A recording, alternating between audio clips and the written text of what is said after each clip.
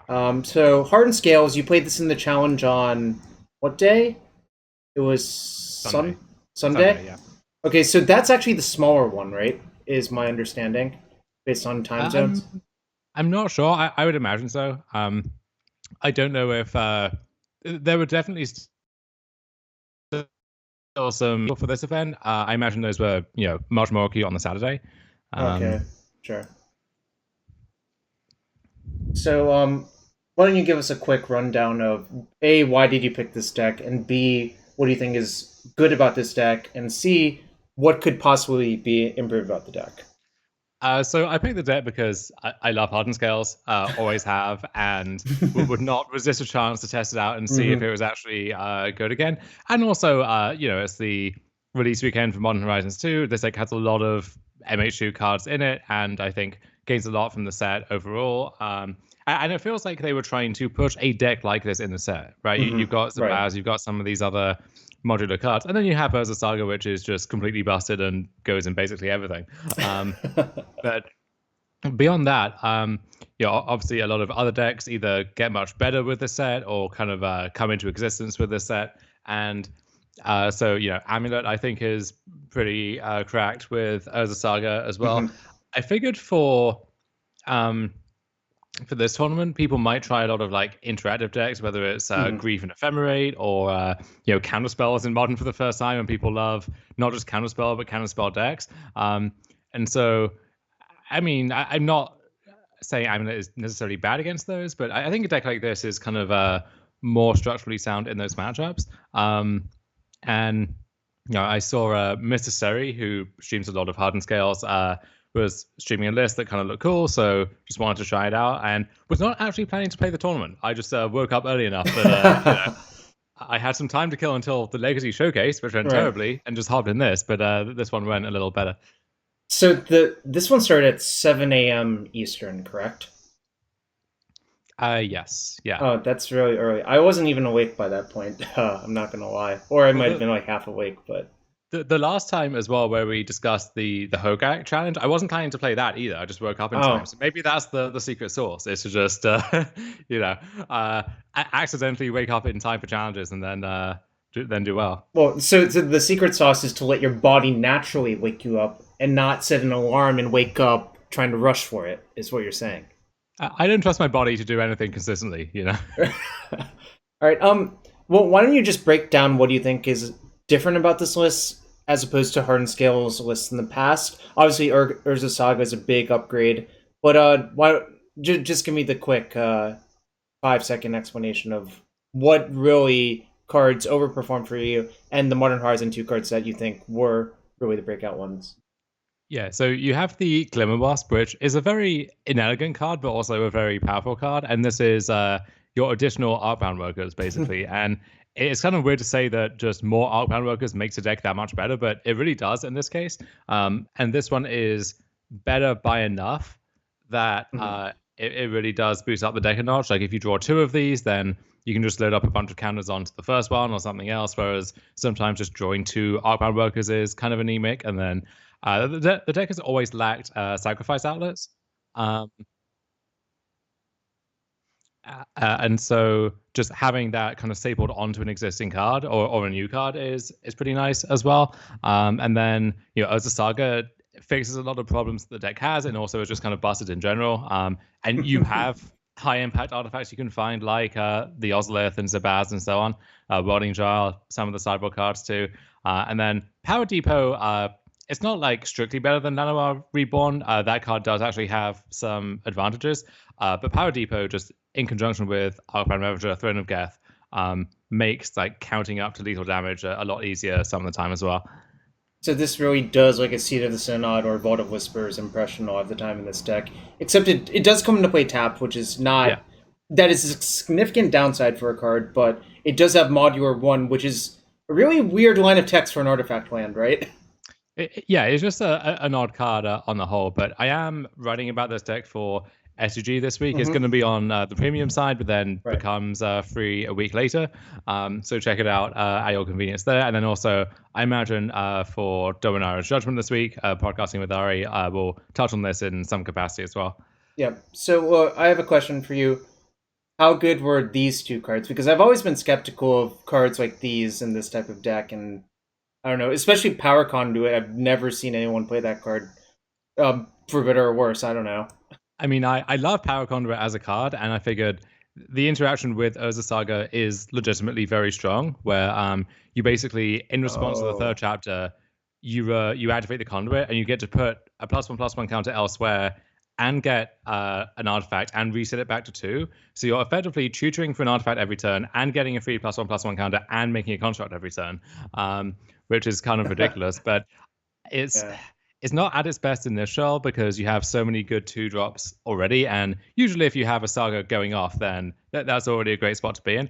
I do think though that is powerful enough that you might try it elsewhere, and maybe with like the Antiquities War or some like the charge counter Tron deck maybe could make good use of that. But Throne of Geth, I think, actually is the real deal now. It got quite a bit better with the Ozolith, but just the modular mechanic pairs so well with Throne of Geth in general. And now that you have Power Depot and the updated list that I recommend has 4 Power Depot,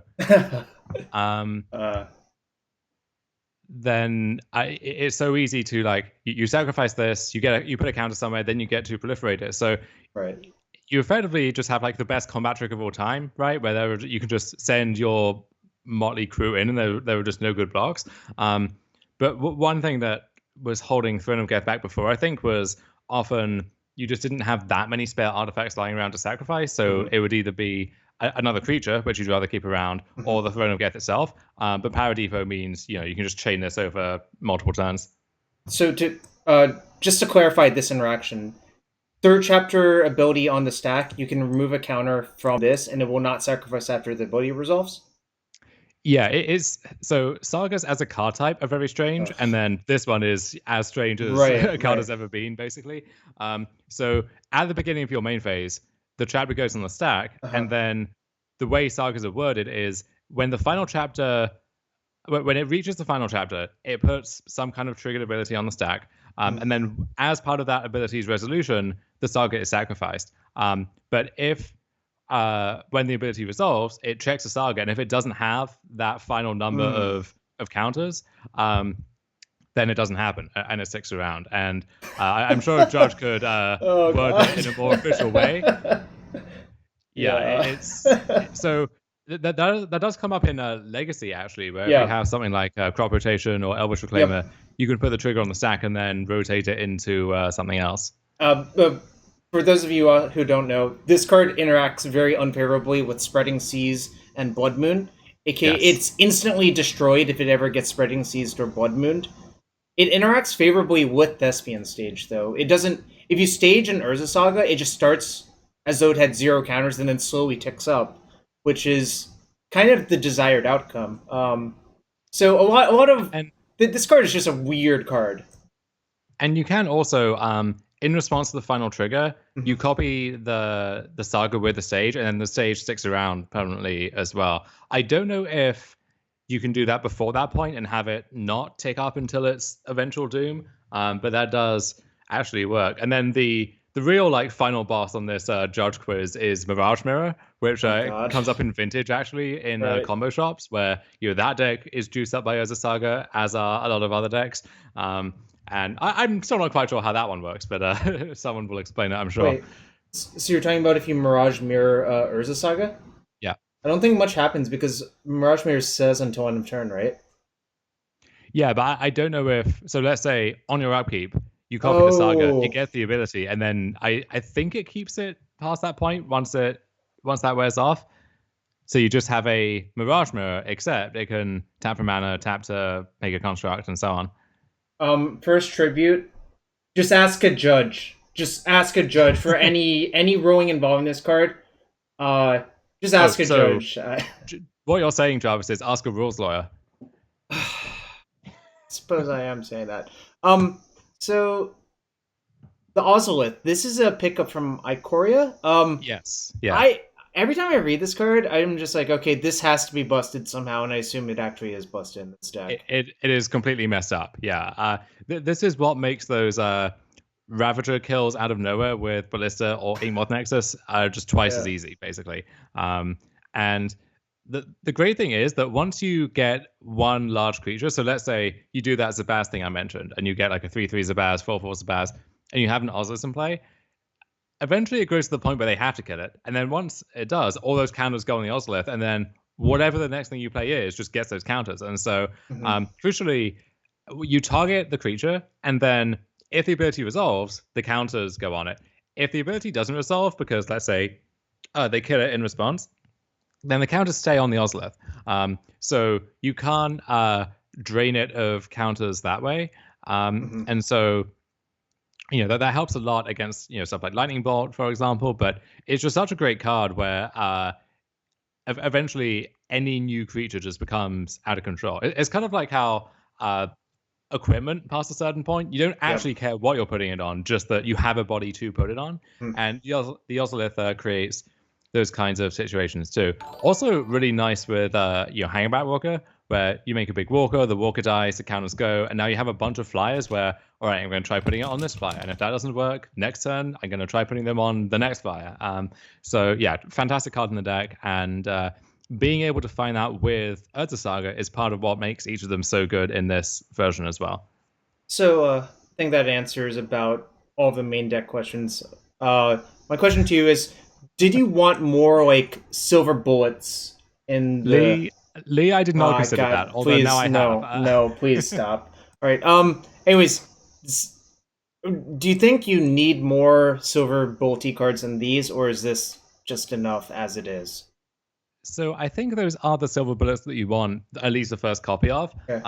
I don't really think there are any more that come to mind. The question for me is, do you want more copies of any of those? Because you can kind of skimp on it by having access with Urza Saga, but let's say a reanimated deck is doing really well. It might be nice to have 3 Graphic Cage, let's say, and 4 Stirrings and 4 Urza Saga, and at that point you get access to that effect pretty consistently. Same thing with Pithing Needle and so on. So yeah, you can definitely, once the format takes a clearer shape, you can move those numbers around. Yeah, so I don't know. I generally have personally not been the biggest fan of this deck because I thought it was really clunky. Like, a lot of the games without the extra Arcbound workers, which you now have, you basically started the game on turn 2 a lot. But I feel like a lot of those issues have been solved by the printing of additional Arcbound workers and, the Ozolith. And, animation module is like a nice little setup for later, but it doesn't really do anything immediately. Yeah, that's the thing, where the module is quite polarized, where often it's one of the best cards you can have, and then the other times it just doesn't really do anything. And so just having one copy in your deck where you get uncountable access via the Saga is really nice. But also, one card that I cut, but which I've actually added back in now, is Springleaf Drum that the initial list had, where this deck is just so mana hungry. And often 1 mana is the difference between either just having lethal or doing something that you want to do on that turn, whatever it is. And that's the that's a difficulty with sequencing in this deck, is that you have so many 1-drops, so many 2-drops, and then the lands that come in tapped are effectively a 1-drop, and then you have a bunch of like hidden ways to use mana, like animating a Nexus because you want an artifact, that's a 1-drop. If you want to animate it to attack with it, that's a 2-drop. Triggering animation module is a 1-drop. Activating the Zabaz is a 1-drop in itself. So you have all these ways to add mana up. And so it's rare that excess mana goes unspent. And so the list that I recommend this week has 25 lands plus a Springleaf Drum, because I think that's just you're so mana hungry. And one thing that's nice about this deck, and what it has over some other decks in the format, I think, is it just makes such good use of its lands, where you've got 4 Inkmoth Nexus, 4 Power Depot, 4 Urza Saga, a Pendelhaven. You can have like Phyrexia's Core, Blinkmoth Nexus, the other lands you can work in there. Horizon Canopy too, if you want. And so you never really have a shortage of things to do with your mana, but if you are stuck on lands, then that can mess you up. So the higher land count, the better. Yes, I don't know. I'm really more impressed with this version than I was the previous. To be fair, I'm not gonna lie. I've not played Hardened Scales in probably 2 years now. By whenever they banned Mox Opal, I didn't play the deck since then. That makes sense. Yeah, the thing is, this was always kind of a bad Mox Opal deck, but that was at a time where you didn't have that many good one drops, and so that was what was holding it back. I think if you had Mox Opal nowadays, then this deck would be even more obscene, Yeah. because it would actually be a good Opal deck now. But luckily, I suppose we don't have it back. I honestly, I think for as long as Urza Saga remains legal, there is Yeah, zero hope of you Mox can't Opal do that. coming off that list. Yeah. And I don't know if you've seen the new tech floating about. People have been starting playing Feed the Swarm main deck just as a sinkhole for this card because it is an enchantment. Yeah, that's another thing too, is that Yeah, in the face of hate, Power Depot is an artifact, but it's not Dark Soul Citadel. It is actually yeah. destructible, I guess. And then Urza Saga is an enchantment, so that's another reason to have more mana sources, is getting your Power Depot Ancient Growth or whatever is not a good time. Oh gosh, you're. I just have a flashback. It's to playing Pauper Affinity Mirrors, where both players would have like 3+ Grudge post board, and it's really unpleasant. Or something like Gorilla Shaman, which is also in Modern Horizons 2, Yeah. is completely absurd in those Affinity Mirrors because you just pay one and destroy their land. It's just really, really, really not pleasant in a lot of ways. But I think that aside, I think that about covers the deck list. Actually, a quick question: how were Run Afoul and Natural State for you? So Run of Foul was just a holdover from when Prowess was the best deck, and also the Breach deck was quite popular, and so Okay. Run of Foul very good against both of those. Didn't see either of those decks in the event, and I think there were 0 Breach decks and 2 or 3 Prowess decks combined across the top 32 from both days. I imagine more Prowess will work its way back into the mix, but yeah, those didn't really do too much, and I constantly was wishing I had the 4th Dismember, let's say. So yeah, you can cut the runner fouls for sure. Natural State, I figured good against the card Urza Saga and also other Urza Saga decks, and Yes. did Okay. did kind of work out that way. But just didn't draw it too often. But could definitely see more copies of that as well, especially now if this deck does take off. Quick question from the chat: how weak are you to chow someone? It looks like it would be good, maybe even problematic, but it depends a lot on your draw. It does, and yeah, Chalice can certainly be annoying, but that's another benefit to Urza Saga, is that, again, like a lot of forms of hate you just don't care about. Another cute thing is that with Throne of Geth, you can actually proliferate on, or Power Conduit, actually, you can actually proliferate onto their Chalice and like bump it up, and then unlock all of your one drops. I remember at Pro Tour 25, the Death Shadow team had this in their sideboard with the plan of using it versus Chalice of the Void decks. I don't think that was really the best plan you could have come up with, but it was a plan that they had. Yeah, now if you want to do that, you have like Contentious Plan or whatever. The proliferate, draw a card for 2 mana, but yeah, having to use a Throne of Geth at the time was I mean, it's certainly an interesting find for sure. I kind of think the way they should have actually approached it was play engineered explosives to just kill all the chalices for basically 2 mana as well, and also that has utility versus like Death and Taxes or something like that. But that's a different story. We're not going to talk about that anymore right now. What we can do is, well, Dom has all of the matches on his computer, so we'll have to switch screens real quick. Let's see if we can get that up. Okay, so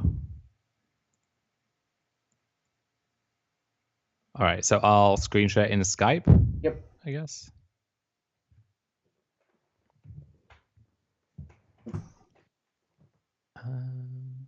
Someone on Twitter asked me what the red man is for. I will reply.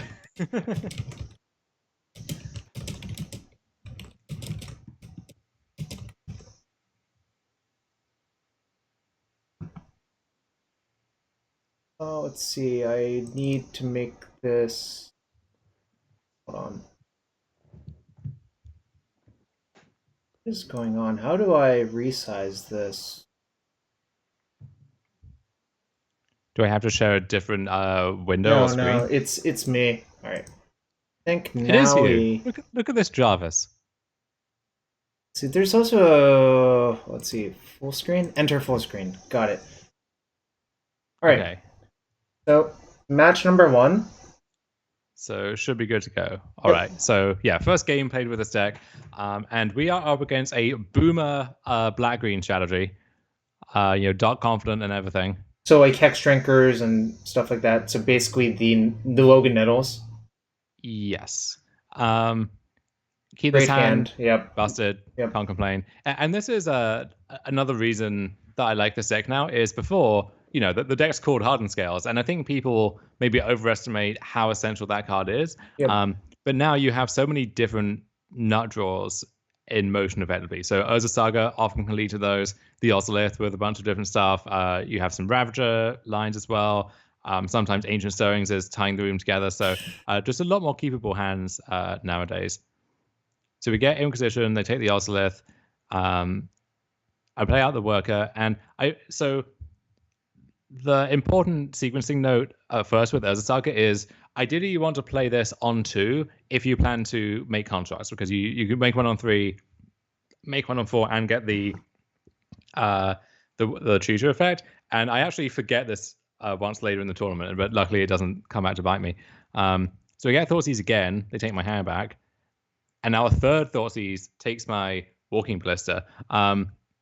And this has always been kind of an issue with the Scales deck in the past, is you are somewhat vulnerable to pinpoint discard or a well-timed piece of interaction on your enabler.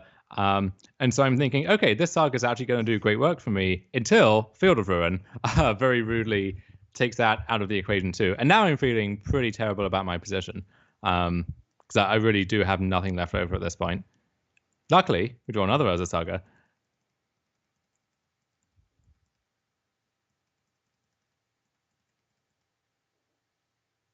Can you hear me still? Yeah, I was just resizing it so people could have it bigger. Yeah, with the full screen view, I also don't have access to chat, so you'll have to relay any questions. Nope. But yeah, Dark Confident, which I don't know how well this card is aged in Modern, and I kept finding myself thinking, if this was Dalthy Voidwalker, like the black 2-drop from MH2, then I think that card is fantastic in general, and in this type of deck, and it's also great against me. So because the leyline text shuts off Modular and Hangabout Walker. As it is, though, not feeling too bad about the Confident, I make a construct threatening to ambush it and decide to, even though they can pick up Lurus and then threaten to recur it in a few turns, I figure it's probably best just to get that out of the way now. So Saga finds Animation Module because I'm thinking their deck is likely to have a decent amount of pinpoint removal in it, and Module is a great way to continually present threats while also making a stream of blockers for this Tarmogoyf. So I draw a 1-drop, and that's actually a great draw here, where I get to play that, immediately make a counter, and now my construct is getting bigger and bigger. Can we just talk about how they cannot Thoughtseize Urza Saga? And that's like actually a really big deal. No, it really is. I actually think Urza Saga is keeping some of the other more obnoxious, or maybe not more obnoxious, but some of the other obnoxious MH2 stuff in check, where stuff like Grief or there are some push removal spells in this set, and then counter spell as well. Saga just lines up so well against all of those that it's kind of keeping that stuff under control. And yeah, this game is just kind of a bloodbath from here. Yeah, this is I'm not sure if this was a Modo bug or exactly what went on. So they cast Heartless Act, removing counters, and they did select the correct mode from Zabaz, but it just didn't do anything. So I don't know. Wait, you know what it says? It says up to. You have to manually click it up. Oh, okay. Yep. Okay, yeah. So I think that's what happened. I believe the same thing happens on Arena as well. Yeah. You have to like manually click up how many counters you're removing, because it does say up to on it. So I believe that's what happened, and obviously it's not great for them. Yeah, so they would be at 6 instead of 4, but ultimately this Ballista is just getting the job done. No Hardened Scales needed. Just right. We're just casting Triskelions and value XX creatures. One question for you: did you ever consider Stonecoil Serpent, or is it just not? really worth I considering. actually did. I think it may be worth a look, and the Mm-hmm. slot that it might be competing with actually is Hangback Walker, Mm-hmm. which is a fine card, often a good one, but not essential. And yeah, maybe Stone Cold actually is going to end up being better there.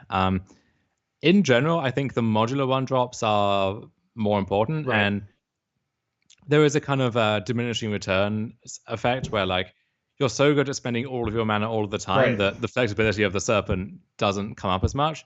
Mm-hmm. But yeah, definitely worth considering. So generally, against these granny decks, I like to shave down on the workers because they need other stuff to get going. Right. Um, I don't want redundant copies of the Ozolith. So I have some Veils in my deck, and then Right.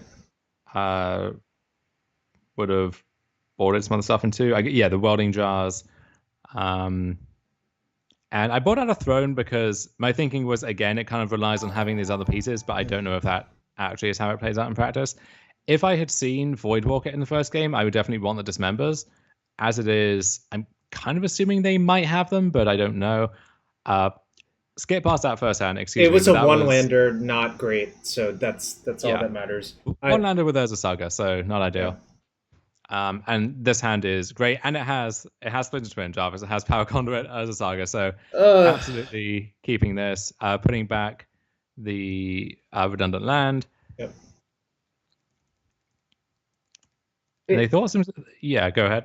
It's kind of nice. One thing I was thinking about is it's basically impossible for any of these decks to play Collector Oof because they all play Mishra's Bubble Loris, so you don't even have to worry about that nonsense. Even though I don't think Oof is backbreakingly good versus you, I think it's just annoying, you know?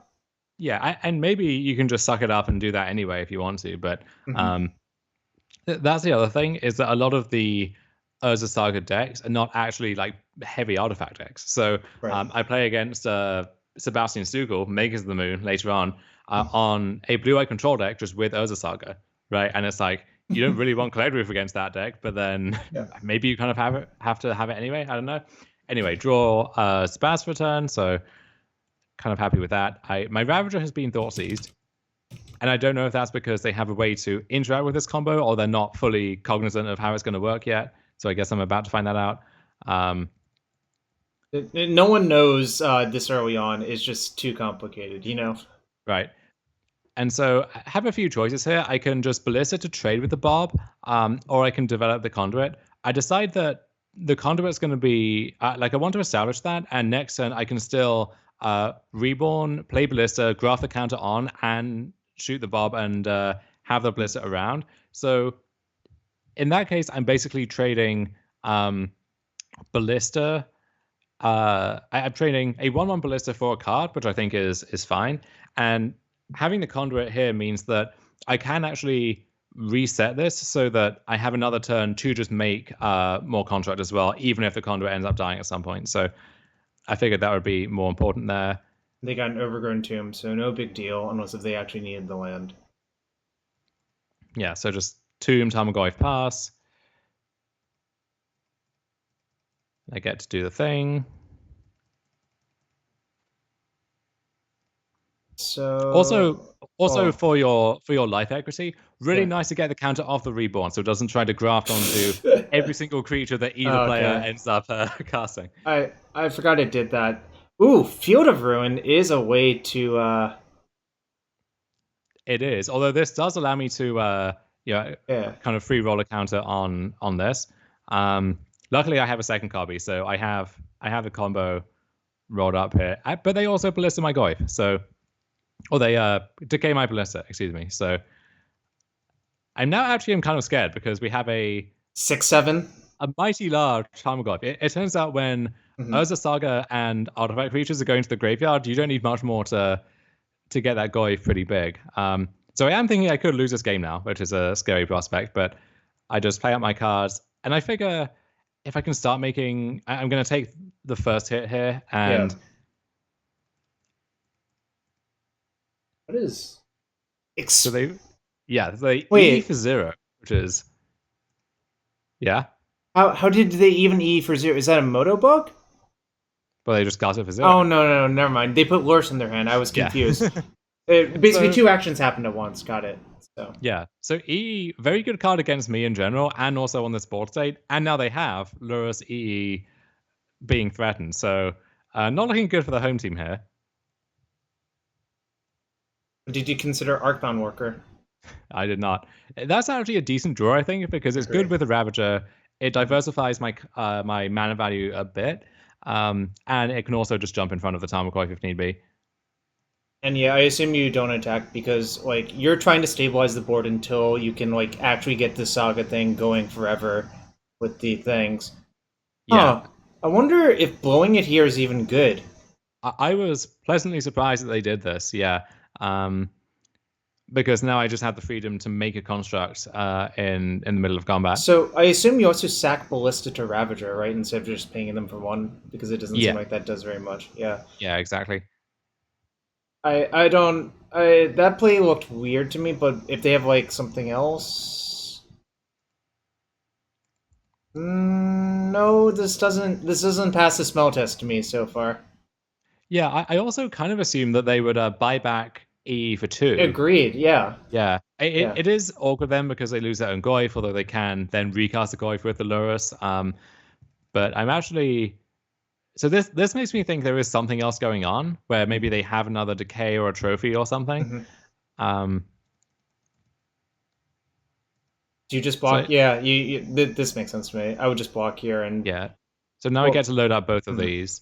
Well, obviously you have to block because it's 6/7. You're at 6. The question is if you double block or not, and I think that is just not what you want to do. But now you can power conduit. Yeah, so I can power conduit. I draw Power Depot, which is nice with the Ravager. So this, yeah, I free roll a counter on here. I believe I get animation module. Maybe Zabaz. Yeah, I just get the module. I think getting the module makes so much sense because the way you lose is for them to remove all of your stuff and get a big hit in, right?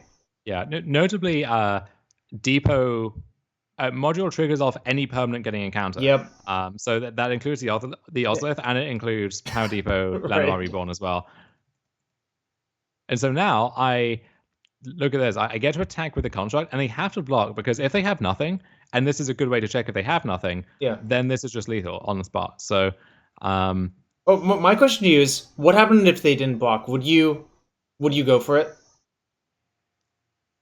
It's tough, right? I think the GTO answer is you do it some amount of the time, but at that point, right? At that point, I think I actually like my spot enough that I wouldn't.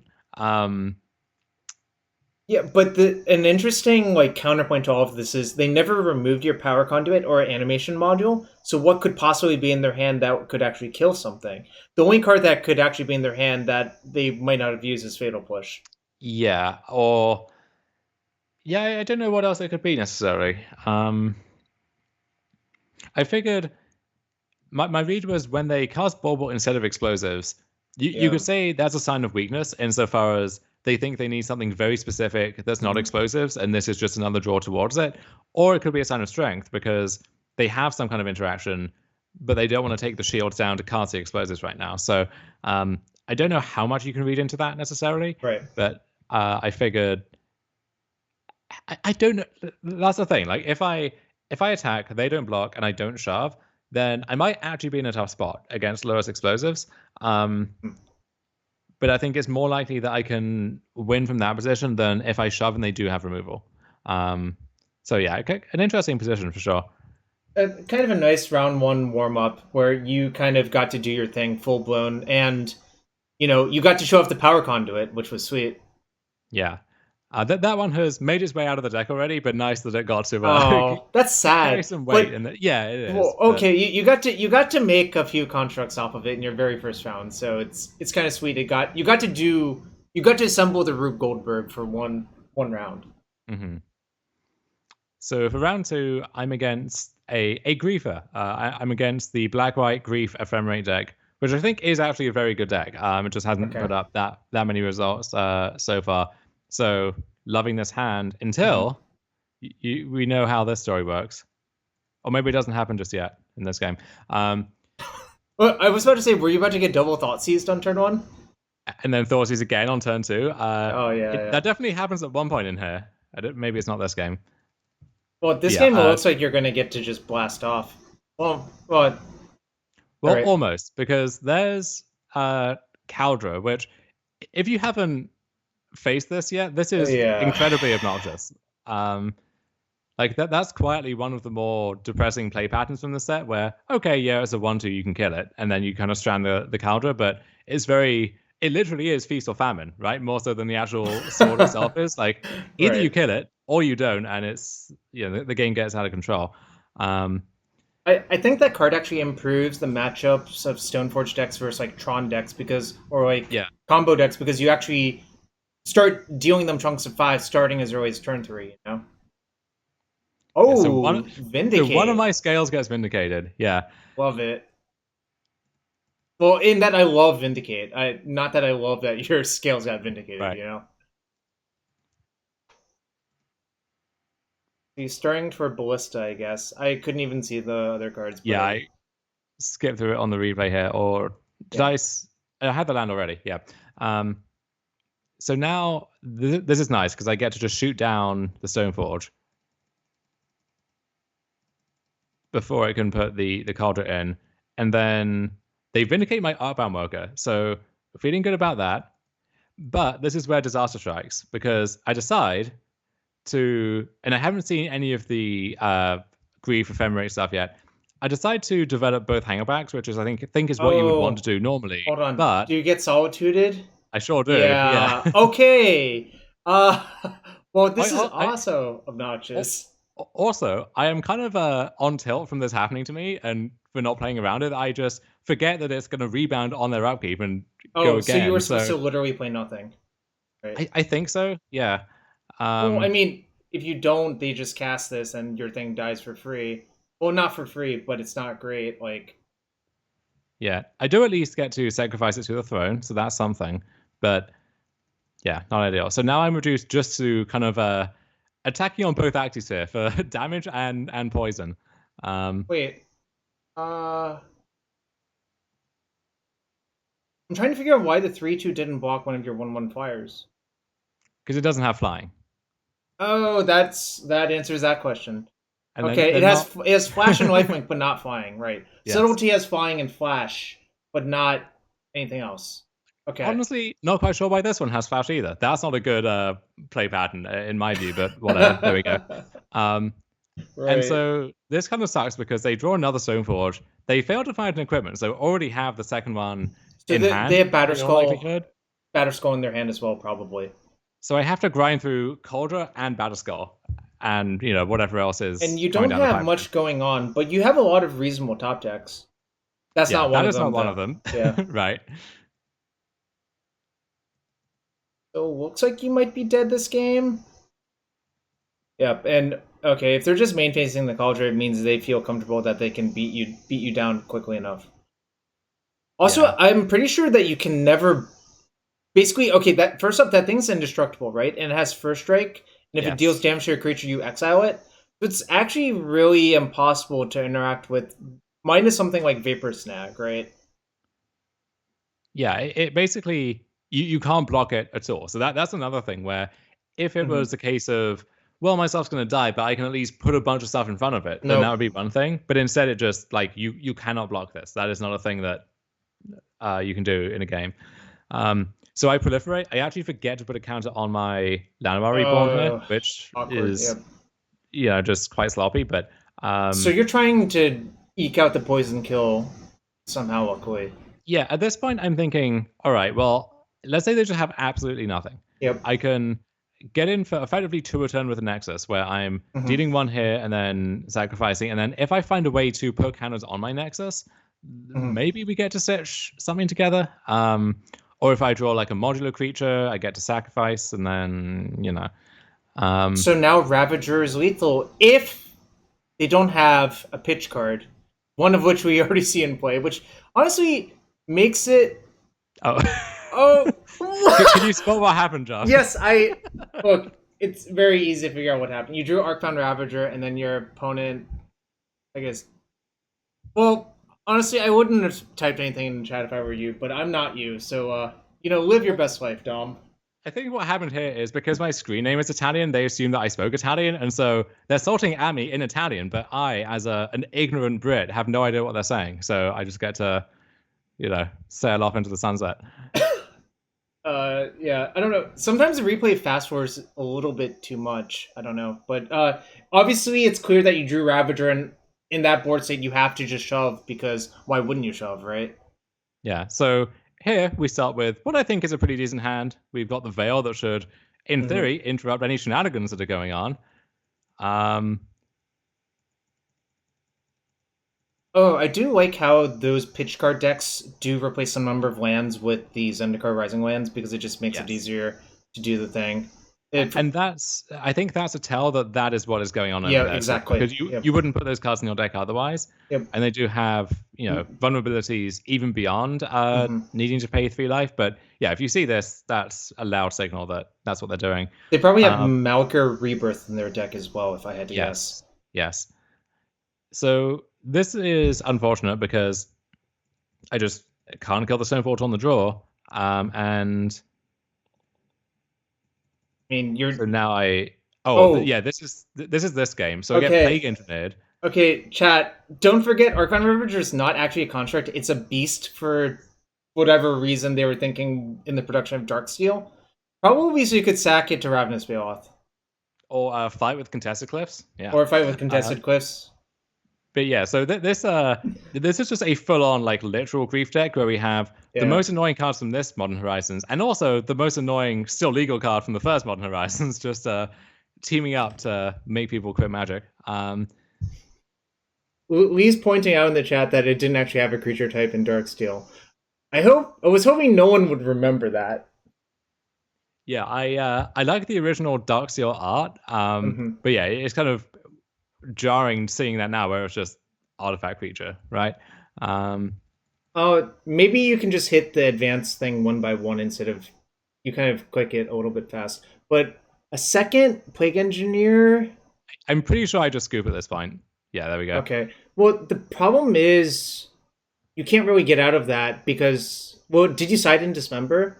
Yeah, I would have to dismember that engineer and then get a 2/2 ballista for the other engineer. And we ain't got time for that. Especially when we know with Stoneforge they have Cauldron and Batterskull in their hand. So okay.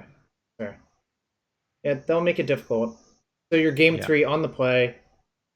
You're really looking to keep any reasonable 7. And I guess this is a reasonable 7. It's not my favorite, but it's it's borderline but keepable, I think is how I would put it. I have a 3-pair top kicker, yeah. So I play Zabaz.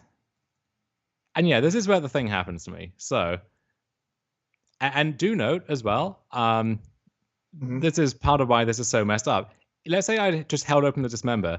I actually would not get because I have 2 Dismembers, I would actually get to break this up. But if I just had 1 Dismember, then because you can stack the evoke triggers however you like, if I try to dismember it, they just cast that thing in response.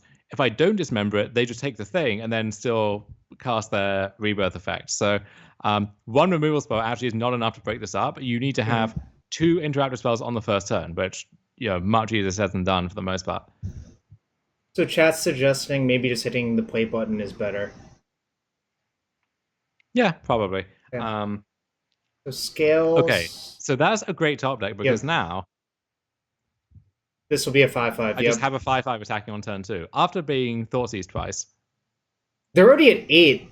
I mean, because that shock land's not free. So a Ravager is lethal, but you don't draw it. But you're going to get 2 constructs out of the deal. So my thing gets damned. I now get a construct, and all the counters go on there. +1 from Scale. So I have a 7/7. Oh, this is. You had nothing. You had nothing, but your land made 2 creatures. Yeah. And this is interesting that they attacked with the Grief, so now they have to chump block with the Stoneforge, but ultimately it's going to work out fine for me. So I get to swing with everything. And now they need... So they have Solitude, and... They would need a Flicker effect, right? Yeah. But you use the Zabaz to kill itself, right? They have Cloud Shift. Okay, so I still have a big one left over, and notably they're on 1. Yep. So the sign clearings are off. Yep. they have to sacrifice them basically. So they're up to 4 now and do unlock these. But I think attacking's correct, because if you don't attack and they just draw a removal spell, then they just have a 3/2 of. Oh, they have that card in their deck? Yeah, I mean, it pitches and it gets them back. Sure, yeah. So, yeah, but yeah. Well, Urza Saga wins another game. That's what I have to say, right? Can we say Urza Saga was the hero in that game? Well, let's be fair. I think in a week or two, literally everyone's going to paint Urza Saga as a villain and not a hero. Oh, because, it's already happened. No, because think about it this way. It's just, here's what it does. You minus Karn Sign of Urza twice on that land, and you activate like Tezzeret for X = 1. It's just 3 Planeswalker abilities on 1 land. The card is completely messed up. And like, as I mentioned, we're going to see it show up here in a control deck later on, where there's basically no work put into supporting it. It's still just a great card. But then obviously in this artifact kind of aggro combo deck, it's at its best. So here I'm against Charlie the Banana King, who is Julian Felix Fleury, for anyone who doesn't know. And if that name doesn't mean anything, this is a Swiss player who is well known for playing very off-the-wall decks. So one of the first people to be casting Restore Balance in Modern, among other things, and the hard way, right, with Cascade spells and so on. None of this as foretold Electro Dominance nonsense. Right. So I know I'm in for a treat, but I don't quite know what form that treat is going to take yet. And my hand is great.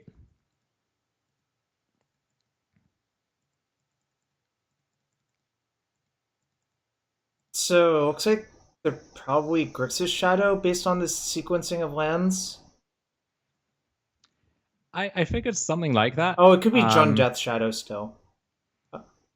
Could be John Shadow. I figure that there is just a good black-red mid-range deck now with Lurrus, and like your threats are Croxa, the Voidwalker, and so on. Interesting.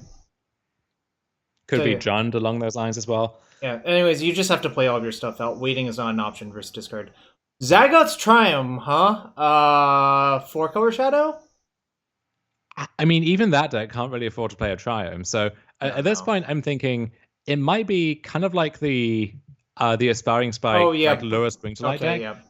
That deck is much heavier on blue. Like, I don't think it can afford to play Blood Crypt. But it could be something along those lines, basically. Just like color shifted into a black focus instead. So they just spend their turn picking up Lurrus, which I'm kind of happy about. You're going to spend your turn making 2 constructs, because that's what Urza Saga does. That's a joke, yeah. I don't know. This does not look okay, really. Get the animation module. You should just hit the play button instead of just let it play out, and if something interesting happens, we can pause it. But really, I don't know, it kind of just looks like your Urza Saga is mostly better than what they have going on, because you traded a land for 2 removal spells.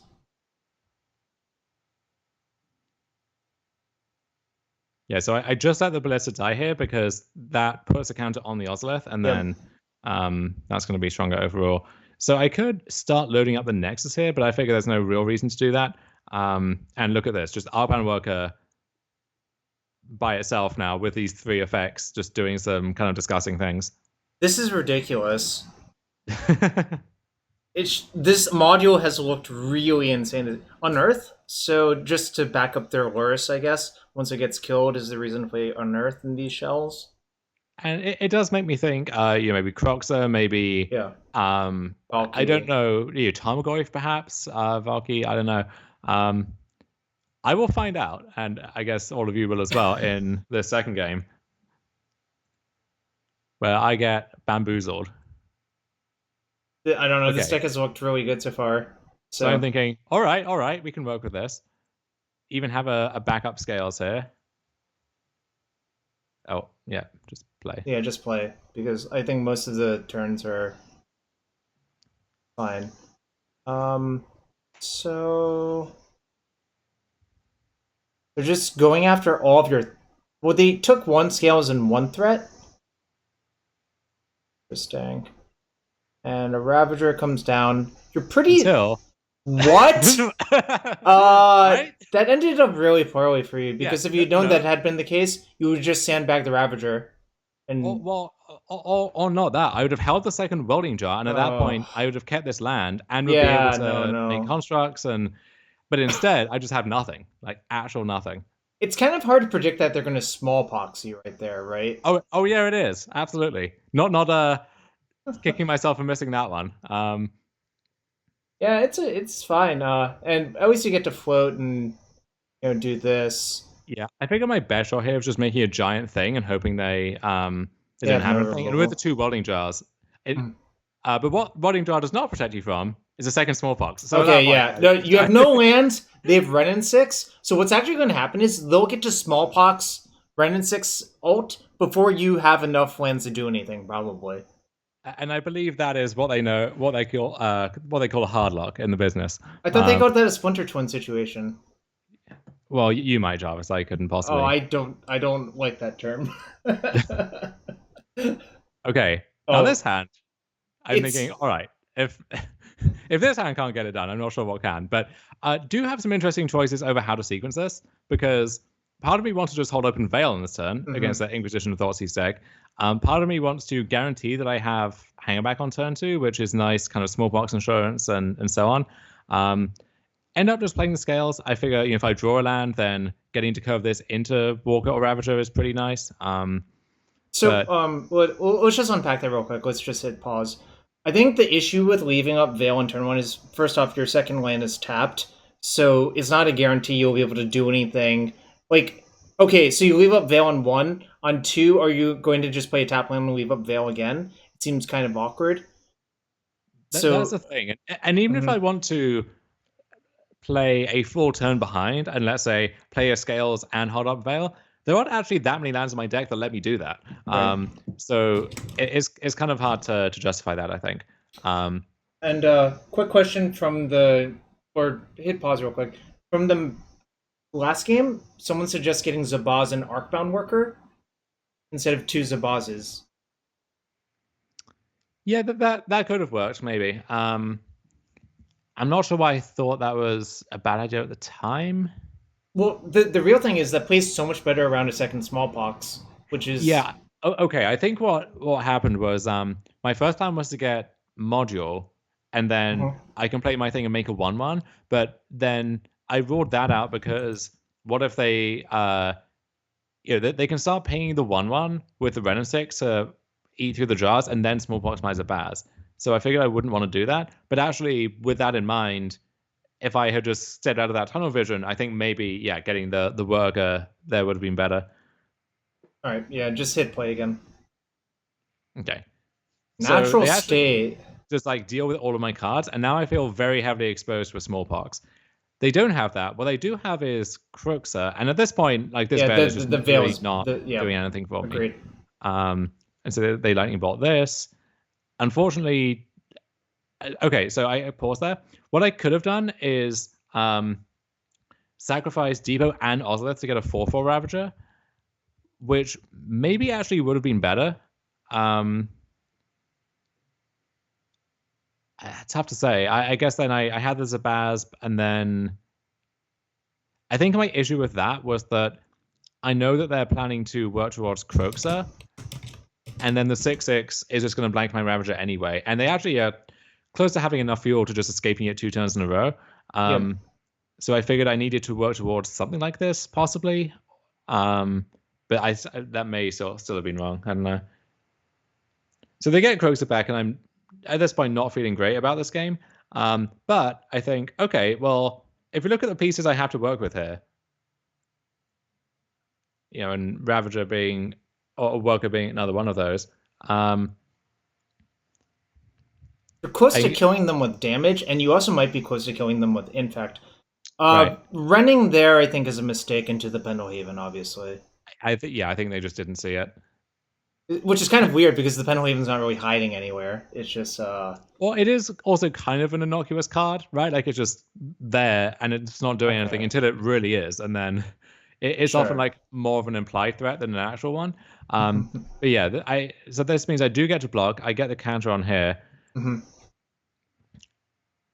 And and this gets pushed, but I'm actually kind of okay with that because now. So now we just. Yeah, I would also just go in on the Nexus. Look at how many 1-mana removal spells they've used. Well, and this is really good for smallpox. They can't really smallpox you. Yeah, I beat smallpox. I don't lose to any sorcery speed thing, whatever that is, and yeah, just one more attack with the Nexus gets the job done. Yep. So 3-0 after some very bizarre games at that point. And I move on to round 4 against the legend himself, Musasabi. I am a Musasabi simp, stan, whatever you prefer. Stan is the more PC term, I believe, but I don't know. And so I'm excited to play against Musasabi. Don't know what on earth he's going to be playing. Maybe just inverters still, but you know if there's someone who has been in the tank for MH2, then it's going to be him. But I did see someone say beforehand that he was on the Yawgmoth deck, which I think is actually a pretty terrible matchup for me. I agree. I don't like if you could pick matchups, you would not pick that one. Yeah. So this hand's pretty good, I think. Yeah, this is one way that you can get ahead in this matchup is just make a large ballista, mow down their stuff. Mm-hmm. It is a little awkward though that so much of it has Undying, so you kind of need to burn through a lot of counters in order to get that out of the way. And I see an opening here to maybe make him stumble by taking down the Birds of Paradise, but I still don't have anything else going on. And even just this kind of fair plan is a little scary at this point. So I draw Scales and think, okay, we might be getting somewhere here. But he just casts Yawgmoth and yeah. Well, you didn't want to check to see if they actually had enough Yawgmoths in their deck? The joke is they play 4, so yes, they have enough. Even if his hand was 2 Yawgmoths, you would still have another one to go get. We may circle back to this question later, Jarvis. Anyway.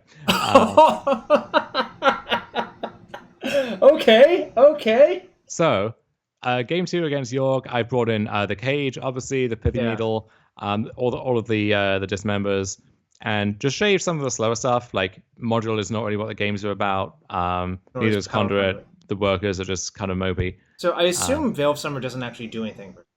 Right?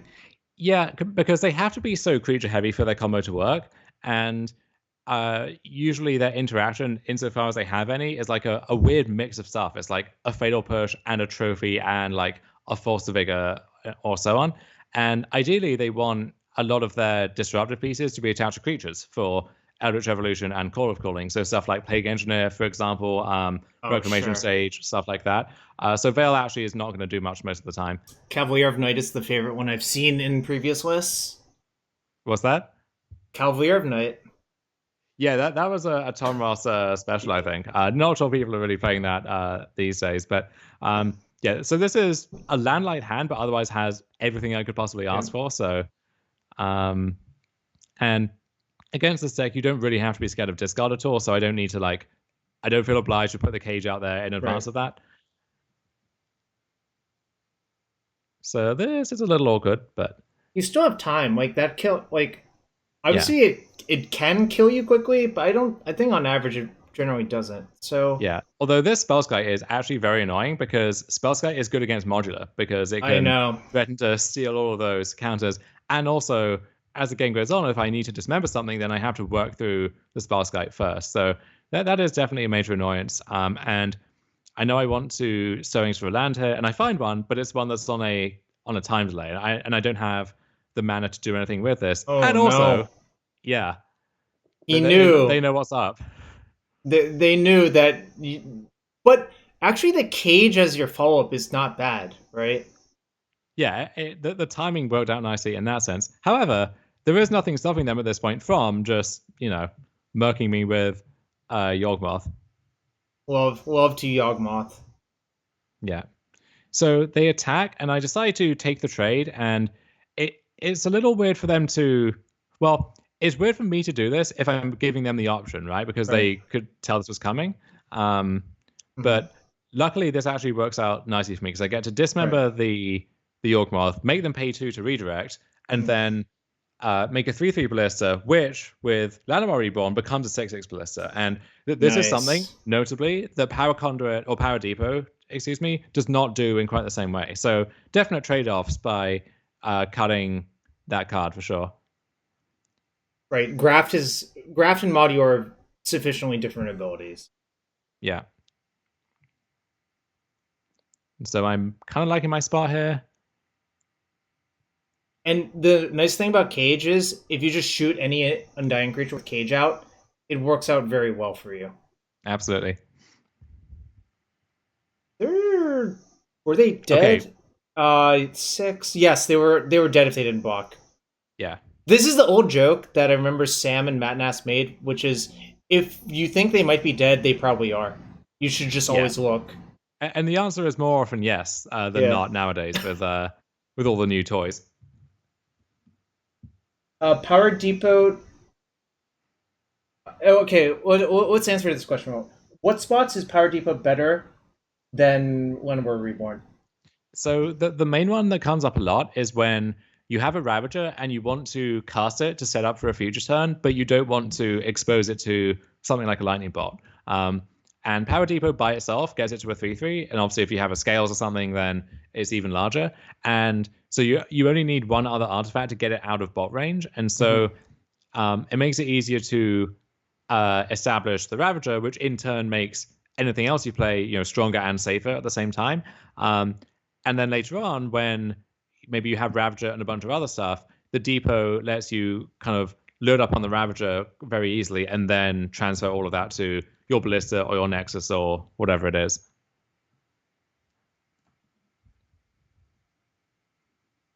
So Mulligan kind of weak hand into what I think is a good hand. Fairly happy with this. Yeah, I think your first hand just had 5 lands. It was a little bit fast, but it didn't look particularly good. There is actually a case here for Saga on 1, just to make sure I have Cage or Needle ready to go on 3. Yep. And I should have thought about that more at the time, I think. Luckily, I get 2 Stirrings into one of my hate cards, and so... Right. Yeah, I think the second time I played against York, I bought it in the Crypt, just to shut off some of the Dying Lines and delay them for a turn, but I did not yet at this point. So yeah, I get to Needle Yawgmoth, and don't have any threats going, but Saga can take care of that. Someone in chat is saying at one point Power Depot used to come into play untapped, which is kind of ridiculous. What do you think is about to happen here, Travis? To you or them? Well, I'll leave it open-ended.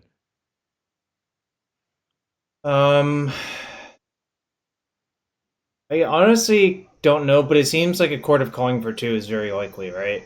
It does reek of Court of Calling, and what does the most likely target seem like at that point? If I were them, it would be Collector Oof, but I guess I'm not them. Well, we all wish we could be Musasabi, but what actually happens?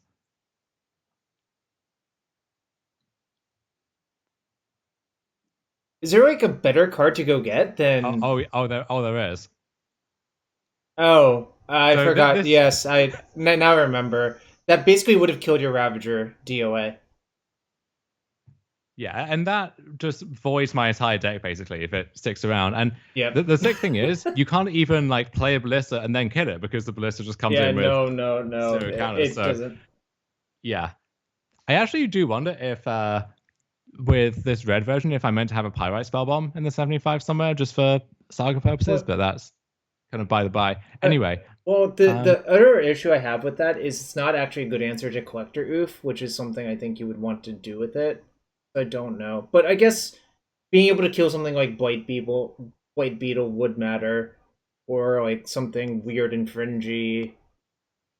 I can't even... Maybe Phyrexian Revoker? I don't know. There's a lot of creatures you would want to kill in this format. Yeah, so I think Blight Beetle mainly a holdover from the Heliod days, but obviously we suffer some splash damage from that as well. Yeah, I mean, your deck literally doesn't function, so That is a good anyone one. looking to host this deck in the next week or two, then that might be a good go-to. But yeah, I get this for Vocal, which is kind of annoying. I do draw Dismember, which is very nice to see, and Whoa. I I just blind called Dismember out of nowhere, and it's just lethal, in fact, because I get Ozlith. Hardened Scales, Ozolith, Nexus. I don't know. It's just like 1,000. How much would it be? Let's see. You move it over, so it becomes 5 on the Ozolith and 6. So it's +5 here and then +6 here, so it'll be 13 total. Yeah, that's so. Yeah, it's just. Oh, actually, it's +5 twice, right? Yeah, so 5 here, 5 here. Okay. Yeah. That's 12 total. It's just absurd. Well, that round the deck still looked extremely impressive. Obviously, a game when you kind of got murked, but that happens. Yeah. So round 5, I get paired against an old foe, a good old 2018 matchup here in Humans, which also picked up some stuff from this set. So in general, very happy to see Tier 1 champion of the parish, especially when I draw Hardened Scales here. But their start is pretty nice. They have double champion into Hierarch. So already here, I'm really under the gun. And I actually think playing the Saga here may have been a mistake. Because you're not going to want to activate it next turn. Right, yeah, all my stuff is kind of spoken for. So this gets Reflected Mage, and that actually puts me in a tough spot because I would love to double spell on this turn, and I just can't actually do that. So I do get to make a big Ballista. And note as well, the Ozolith is when the creature leaves play. So when this got reflected, all of the counters went on here, and then I got to transfer them over, and that all happened in a flurry with the replay. But right, that's really nice as well. So typically the issue with modular is what if they have a path or something, right? But the Ozolith actually gets around that too. So funny thing regarding Shardless Agent and Humans, I tested versions of that in Legacy and concluded the card was just much worse than Imperial Recruiter. But it seems as though this person did not get that memo. Yeah, I thought Imperial Recruiter was going to be one of the things, like turbocharging Humans in this format as well. And I think it still could be, but you can understand why people are trying this one out instead. So, in this spot, this is 2 guaranteed Humans, and then also, because of that, 2 triggers on each of these. So I have to decide right now what I'm going to do here. And so, when I have Scales, Ozolith, Ravager, I'm already kind of doing the math, and I have Saga going off. So I'm thinking, I can shoot some stuff down to survive. And if I untap with my Ballista, then I probably just have lethal. Yep, agree with you. So I decide, the way to do this is I Kill can the shoot down one, smaller champion. This goes to 6. I survive at 1. And then probably murk them. Yeah, Saga goes off. So you float a mana because I think what's going to happen is, you just... Okay, this looks... Zabaz. This looks... And this is actually kind of like comical overkill at this point. But... I was going to say, is it even close? I don't think it actually ends up close. It probably is like... Yeah, it's just actually 1,000 damage. It's... it looked like it was 27 damage. Something like that, yeah. I think from your perspective, it didn't even matter if it was lethal or not, because what the hell else are you going to do? You were just going to click buttons. Just pressing buttons. Yeah, I was going to say, because what actually you have to do is, if either you're dead or they're dead, so just click the buttons and see if they're dead. So it doesn't even matter. Yeah, so sideboarding against Humans, Dismembers naturally come in, and nothing else really is that important. You could argue Welding Jar just makes it a little easier to trade in combat sometimes, but I think I'm kind of off it there. So I'm mulligan a slow hand into another slow hand, which I think I kind of have to keep. Still, I'm just hoping to hit a land. I hit Stirrings, which is basically the worst draw I can have at this point. It is, yeah. And they've returned to Mantis Rider. Right? Yeah. Luckily, draw a forest, so can cast the Stirrings, cast other spells. And the third is a little annoying, actually, if I do want to use the Stirrings. But look at this. I get to depot. So I have 2 depots and a Ravager now. So already that's making life kind of difficult. They do have a pretty good follow-up here. They get to just attack in the air for 5 because, these 2-power creatures are not really safe. Let's pause for a second. Suppose that Shardos Agent was Recruiter and they just got Collector Oof. Would you have been murked? Yeah, that or like a Thaddeus Yeah, would have been pretty good as well. I don't really buy Shardos Agent, and I think it's just Imperial Recruiter getting the card you literally want, or how do I put it? I think the times where you also hit Aether Vial in the late game are pretty awful as well. That I believe Imperial Recruiter is just a much better card in this deck. Yeah. So I start this turn. I have 3 lands, and I have these 3 cards and stirrings. I can't double spell. So I can't cast 2 of these. What I can do is stirrings, hoping to find a land, and then cast one of these. And it's a 2-mana stirrings because of Thalia. And so if I miss on an untapped land, then that's really bad. But I ran the numbers on it, and it's something like 92% to hit the untapped land there. And so at that point, I think it's a very easy call. What isn't easy is which of these I actually play right now. Because I might decide that I want the ability to sacrifice the Hangback Walker, make a bunch of blockers in combat, or depending on what happens, maybe Ballista in play is going to be better to shoot some stuff down. I end up going for I think Ballista here, right? Ballista. Actually, what it looked like was you kept undoing it, trying to decide. Yes. Which is kind of a Modo timing tell there, but I think this may have been a mistake, actually, in retrospect. I think it may have been better to play the Hangback and then maybe sacrifice a Depot to load up on Hangback, sacrifice the Hangback to Ravager, get the cannons on the Ozolith, be able to fog in combat, and then go off with Ballista. As it is, this Reflector Mage actually is really kind of annoying. And I want the counter on the Ozolith, but if I just let it get bounced, then it's actually reflected, and I can't play this next turn. So I just shoot down one of the creatures instead. Maybe should have been a Hierarch, I don't know. I think that was still fine. And then the kind of worst possible happens where they cascade into Lieutenant. So now I'm thinking, God, this is just all spiraling out of control. Yeah, see, they high rolled into a Lieutenant instead of just being able to tutor it up, except they wouldn't have the mana to cast it this. So this is a situation where Lieutenant is better, or Shard of Station is better than Recruiter. Yeah. So now I get to cast both of these. Is it lethal? Or you're just making the Fog Ozolith play this time? Yeah, I can't quite get up to 17 here, right. But I want to get the counters here. And yeah, look at this now. I have a massive Ballista, big Ravager. You're really close to killing them, aren't you? Yeah, I can't actually... I think they actually had decent attacks here, but they just sent this, which means it's actually trivial at this point if they have nothing else. Especially with this. Aren't they just overkill. mega dead? Yeah, especially now. Like watch this. Because Ozolith Ravager always doubles up, right? Essentially, is a simple heuristic. I think they're just... Yeah, this is like, I don't know, 23, 24, or 23, 25, 27. And I got to the point where, like, I can do this through Dismember, and then even if they Dismember later, it's not actually enough to... Right. Yeah, so, yeah, that's 19 now, 33 in total. Jeez. What a deck. You can just sit here and fog your opponent for a bit while slowly building up to this, like, fireball, essentially. You love to see it. Yeah.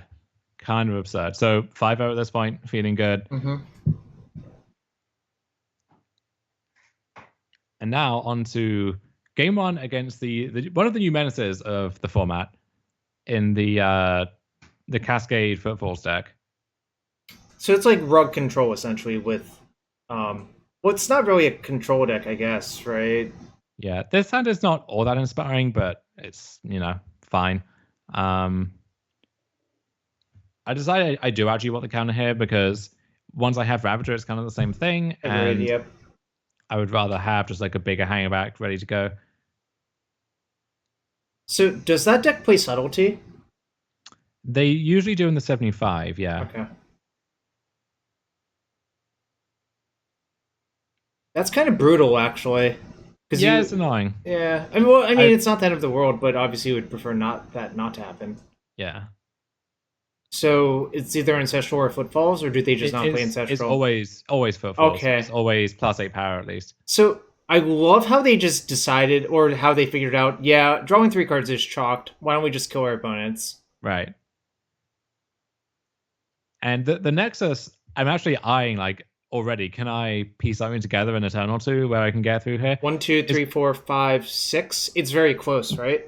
yeah, it's a little annoying because they could actually just put this in as a blocker, but Yeah. depending on yeah, so I do this now because if I draw something like a Scales or an Urza or something that lets me load up on a flyer, I kind of want to have two ready to go. Right. Um, and I don't think I'm going to be spending my turn. Yeah, so now I get to Zabaz. And I get to just attack here and force them to chump, essentially. Right.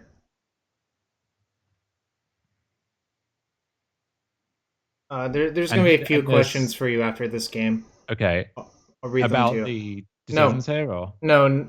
I think this is pretty straightforward. Just about yeah, some card choices. yeah, and Power Depot, looking pretty good Yep. in this situation.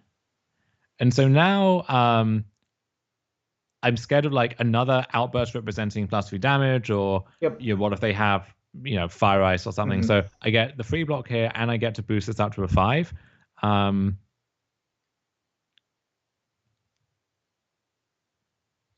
And I don't think it matters too much what I take there, but is the replay kind of glitching a little? Sometimes this happens. Oh, it's making me click. No, I think it probably broke, but sometimes Weird. this happens. Okay. Anyway, on to game 2. Well, let me read a few questions out. Sure. Um, First question is, what's the reason for natural state over nature's claim? I figured the life gain could matter, and I didn't think of anything that claim hits a state doesn't. It turns out one example we're going to see right about now, which is Leyline in the Void, which is kind of annoying. But I don't think you can just board in Nature's Claim in the dark there just against that card.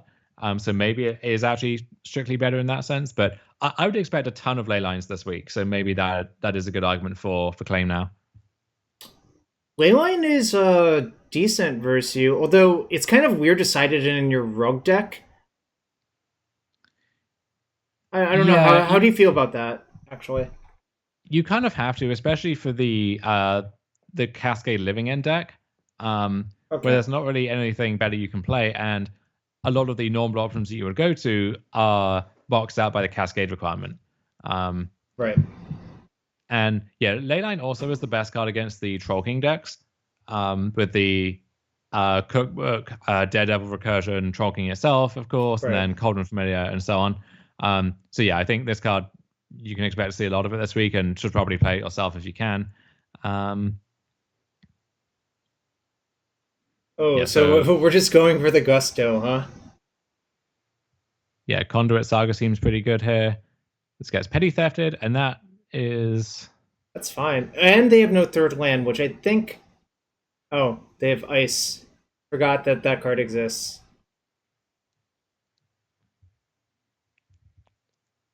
I don't know. It looks like you're just going to kill them with your land and power conduit to me. I thought I lose this game still. And I think maybe, it's like a double outburst draw or something where this actually just isn't fast enough to really get anything done. Oh, this gets subtletied. Sure. I don't know. It kind of looks okay. Yeah, maybe I'm just meant to make a construct there.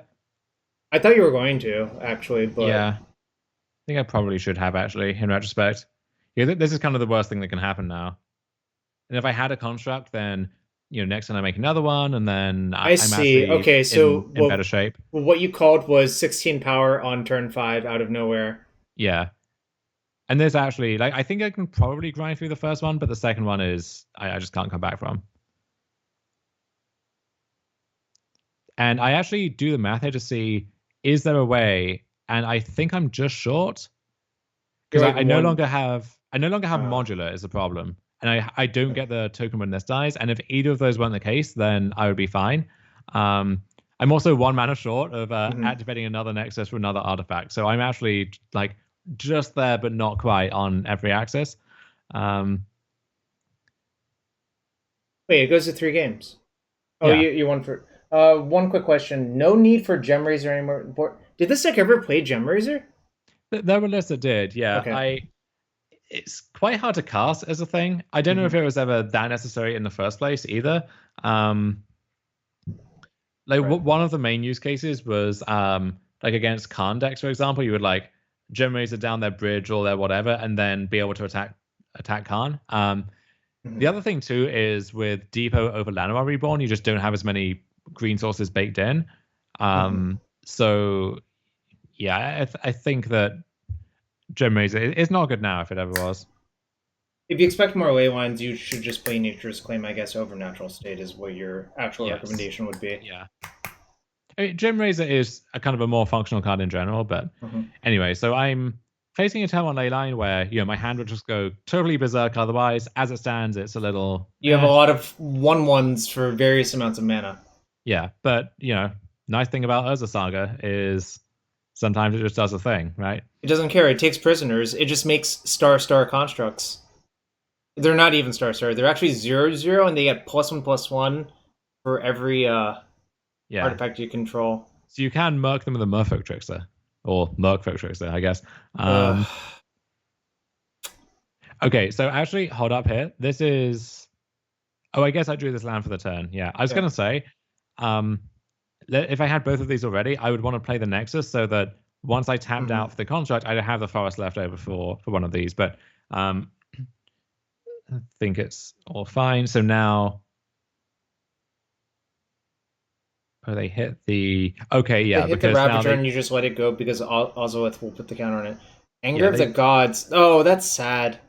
yeah. So that cleans up my stuff, and now I'm not feeling great. But if they don't have a Cascader, then I think I'm still in decent shape. Right. Not least because look, I get to do this now. So this goes up to 4, and then this is going to put it up to 7. Were you supposed to? I was supposed to Stirrings first. Okay, I Yeah. was going to say because then we could get the Urza Saga into play and then make constructs, but Yeah. I think it only matters if it's exactly Saga, but yeah, I still should have done that. mhm. So now I'm thinking, okay, what if they have outburst during combat? And Welding Jar means I'm still fine through that at the Mhm. very least, which I would be anyway, but nice to have that backup. This is also a red clock game, huh? Well, this is where I was double queuing with a Oh, long with round of Lexi. lands. Yep. Yeah. That thankfully I was out of that tournament so quick that I was able to focus on the rest of this before too long. Yeah, that's not a. I don't know. You really shouldn't have picked that deck to double queue with, I think. Probably shouldn't have picked that deck in the first place, but there we That's go. what I've been saying forever, but no one I listens to know. me. But I know I'm not the boss of you. I know you're just gonna go like do whatever the hell you want. Well, I actually wanted to. I was messaging you about this. Yeah. I thought of Food Chain Goblins with Fury like an hour Yeah. before the showcase was due to start, and I would have just snapped it off. But Conspicuous Snoop is bugged on Moto. It just like it doesn't work. Yep. It just freezes and blows up the entire game.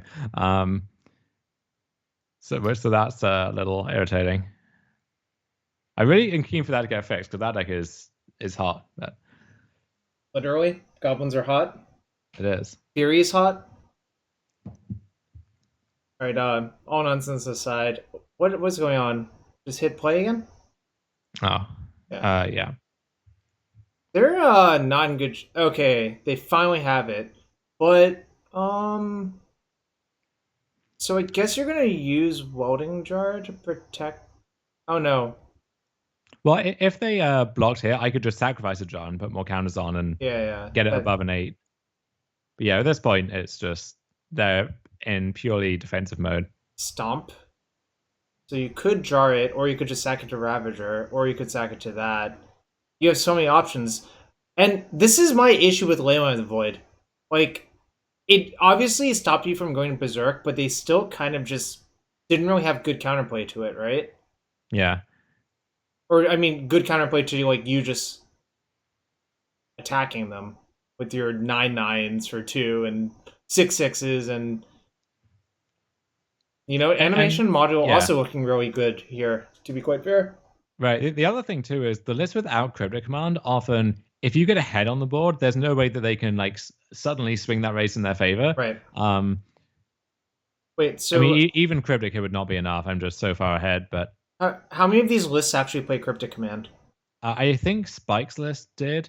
I don't know if many of them do.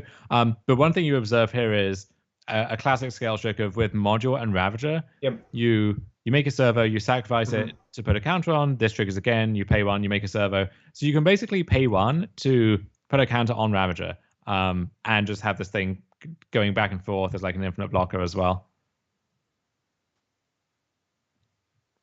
Wait, didn't you say you were a fan of Darksteel art? Look, Mana Traders doesn't let me choose. Okay? I was actually giving you shit because I knew that was the actual answer. Because I've been on that path before. Yeah, at this point I could have sacrificed this, like but you were in garbage mode. You could have literally done anything and your opponent would have been dead. Yeah, this is 100% garbage time for sure. I think if I were playing that Teamer Footfalls deck, I would play Cryptic Command because of those weird situations. It's just like too hard to get. Okay, we're scrolling chat quickly. Okay, sure.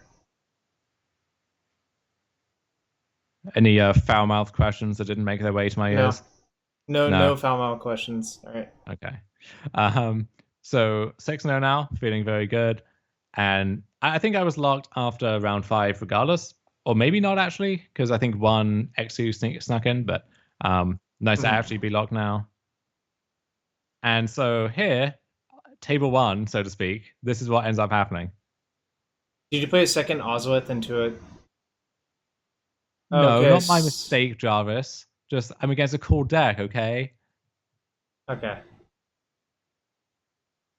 Oh, yeah, so that is adorable. That is adorable. This is the discovery that a lot of these decks have accumulated now is a cookbook with Daredevil, which returns itself from the graveyard whenever an artifact comes in under your control. So when you make a food, you pick it up, and then it's like a squee, basically, that you get to discard endlessly. Reminds me of when I was playing Riddlesmith Daredevil.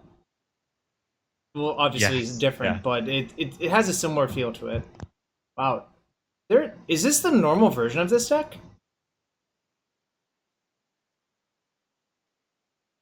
I didn't think they were blue-black. What's going on here? Sorry, just had to take a call quickly. Okay. But yeah, so the Troll King is out, and Hogak, as some are calling it. Food gag? So I'm feeling good about my spot, but then this game sneaks away from me, and I remember thinking in the moment there was definitely something I could have done, but well, let's slow down for a second. Actually, first off, I haven't seen this version of it. I thought they were either green black or Jund. Generally, what's going on here? First off, yeah. So this is the list that ended up, of course, top 8ing the challenge, and so this one has blue for Emery and also Metallic Rebuke, which I really like a lot, actually. Okay. Just a great card if your deck can support it, and this one certainly can.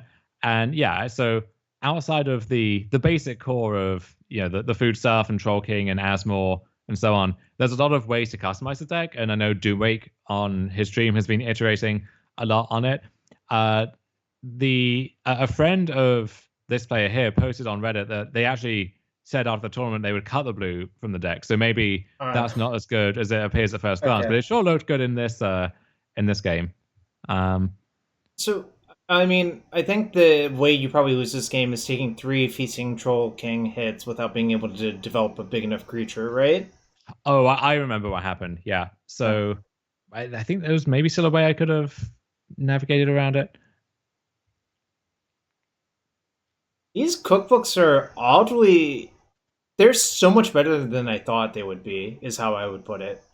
Yeah, I know that when Asmore was spoiled, people were thinking, this is the one card that you put in a one-off as a freebie just to get with your Asmore in your Asmore deck. But But I was kind of interested in it just on rate because Yep. a free discard ally that creates another resource at 1 mana, that's a pretty good recipe for something. And yeah, we're starting to put all of the ingredients together now. And well, with the Daredevil discovery, I think it just sort of supercharged it because it doesn't really cost you anything. Right. So from this position, I'm thinking, all right, I have the board mostly gummed up. Mm-hmm. I have Nexus, which I can load on counters, and that's a 2-turn clock. So unless they have Fatal Push or something, which I don't know, they could quite conceivably have, I'm feeling pretty good about this game. And my thought here is, do I Stirrings now? Do I just play a Hangback and then, as a good chump blocker, and then go for the Nexus line? I decided to Stirrings because I think if I find Ravager or something, that might actually change how I want to approach this. Right. Zabaz as a 1-drop, fine as well. Yeah, I think I would go in looking for the 2-turn kill because it's like I mean, I don't really want to go long versus a Feasting Troll King deck or whatever, Yeah. But yeah, what dooms me here is I knew one of their cards was Daredevil, but they have a draw step and a verbal trigger, and in that they find Asmore, which is not just a weird card with a long name, but the removal effect actually is incredibly relevant here. So for those of you who don't know, there's so much. Okay, let's just pause for a second and actually hover over it for people because there's actually more text on that card, which is sacrifice 2 foods. Target creature deals 6 damage to itself. So what that means is the Nexus is no longer safe because it's not past the 6/6. For Dom to get past that, it would have had to have been a 7/7 Nexus, which was not possible at the time. Yeah, it wasn't, but I was thinking, was there some way where I could have, loaded up this ballista enough that it could shoot this down or something? And maybe there was. Well, I guess we'll find out on this cycle. So there actually is. I don't know if you see it. What's that? So well, okay, actually it doesn't work because then you just get 4 foods, right? Yeah. What I'm thinking is you could actually just block with Zabaz here and move the counters to Walking Ballista, but the problem is they just make 2. If they're smart, they make foods with their Daredevil, shoot your Ballista, right? Yeah, that was my thought in the moment was, oh, did I mess up by not doing that? But maybe in retrospect, it was actually fine. I guess the question would be, when I cast the Stirrings and found Zabaz, was there anything in those other 5 or other 4 that would have been better there? Not sure. If there was an Arcbound Ravager, which I assume you would have actually taken... I definitely would have taken Ravager. I guess the question is, if there had been like Throne or Ballista. Oh, you know what? Someone has a good point. Since your Nexus has Infect, 6 damage is always good, even if it's a 7/7. So it can't be. You just have to. Mean? Oh yeah, because it deals damage. Yeah, someone just pointed that. That's really cute. You would need such an enormous Nexus to get past that. So it doesn't really work. What I would have needed is a way to load up the Ballista now and shoot it down, and then yeah. That's a good point. But they see it. They're not about to let you have this. Is what's going on with the modular trigger in this stack? That looks like they're killing your Ballista. Yeah, exactly. So yeah, then I just lose the game from this point. So now, well, if you draw, Arcbound Worker wasn't it? You had to draw. I had to draw Ballista, basically. Yeah, if you draw Ballista, then have Ozolith target the Ballista before in your begin combat step. Let the trigger resolve, shoot the Asmo, then they make food and shoot something of yours, then you activate the Nexus, is what has to happen. But obviously you were just 100% dead there, I think. Well, maybe not 100%. Maybe there was something you could have done differently, but by that point you were dead. Mm-hmm. So brought in, so Needle and Cage and Crypt, all good here. Yep. Brought in Dismembers as well. I think because they have Emery and Asmore, if they just have one, maybe I'm not supposed to, but Asmore itself is so good that maybe I just need as much removal for that as I can. that the Asmo, I did not realize how broken it gets, and now watching that game, I'm like, oh my god, that card's really good. It's like a Yeah. one card. It's like attrition actually, if you remember that card. Yeah, yeah. So with this hand, I kind of have some good engine pieces. I've got the Nexus to threaten a fast kill, got the Dismember, but nothing to really use with them yet. And I'm just kind of getting not really doing much of anything. And they have Cookbook Daredevil, which is going to turn into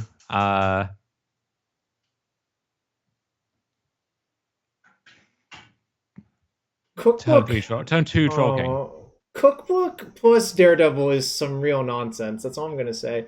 And the real problem is, your hand doesn't really do anything. I mean, if I drew Ravager, they were dead. Yes, but you didn't draw Ravager. Like or any creature basically, and yeah. So this can happen sometimes. Less often now because you've got the extra Zabaz and stuff. Although to be fair, I did board out some workers. So although. But you needed way more than worker here, right? I actually think what would have happened is I would play worker and then dismember it to modular and then go around. So that may have been fast enough still, but yeah, as it happens, I just die. I would like to point out their constructs are surprisingly good for a deck that is not really artifact focused because of the Underworld Cookbook over Oval Chase Daredevil interaction, which just somehow just makes like 7 food per turn cycle or whatever, you know?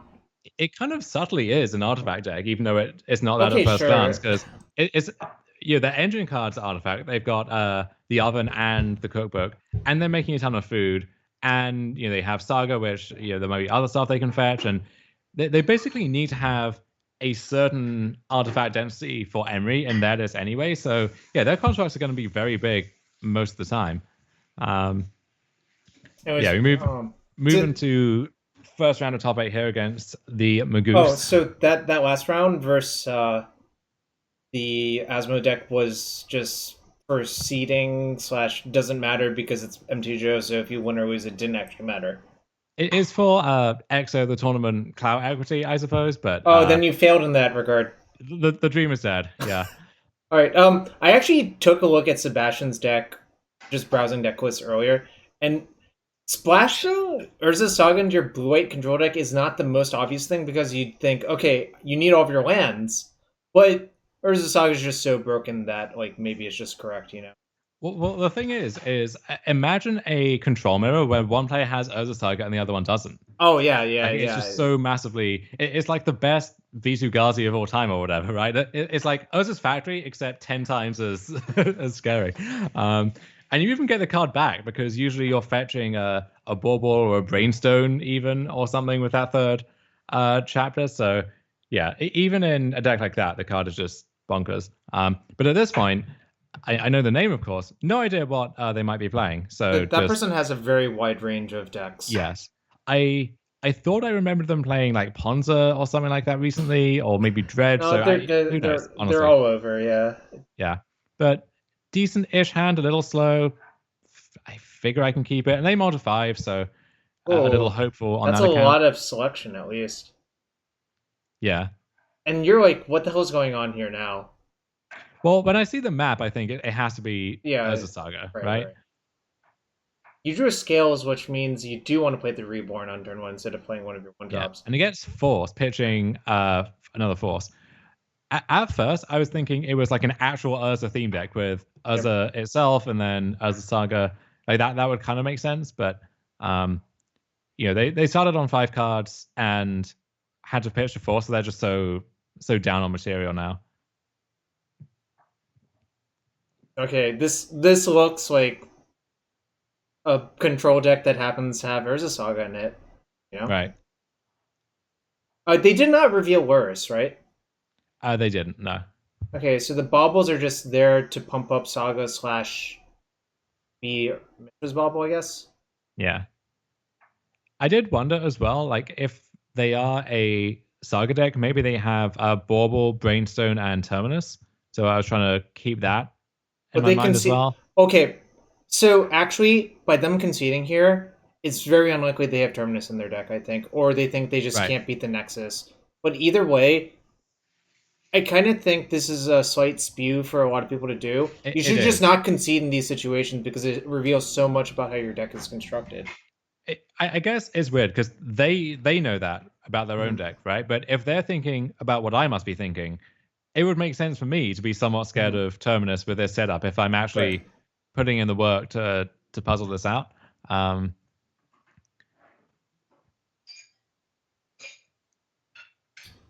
But that was a pretty straightforward game. Obviously, when your opponent goes to 5 and you just like cast your creatures and they don't have any removal, it's going to look easy, right? Yeah, and then game two was one where I thought I was going to win it pretty easily for quite a while. Like, look at this hand, Jarvis. This is Okay, just so you know your opponent's playing Counterspell. So Veil of Summer is such a huge beating versus Counterspell. You right. know?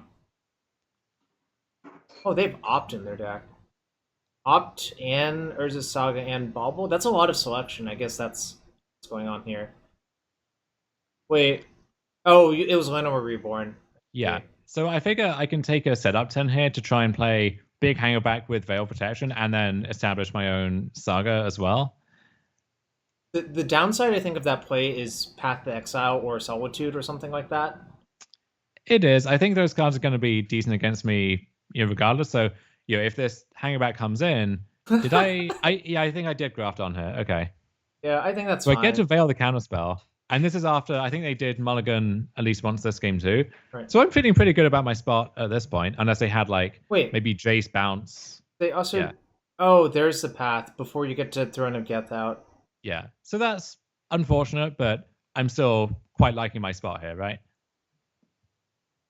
You counterspell the Ozlith, so I'm thinking, okay, we both get they get a construct, and they couldn't even get one last turn because they had to counterspell.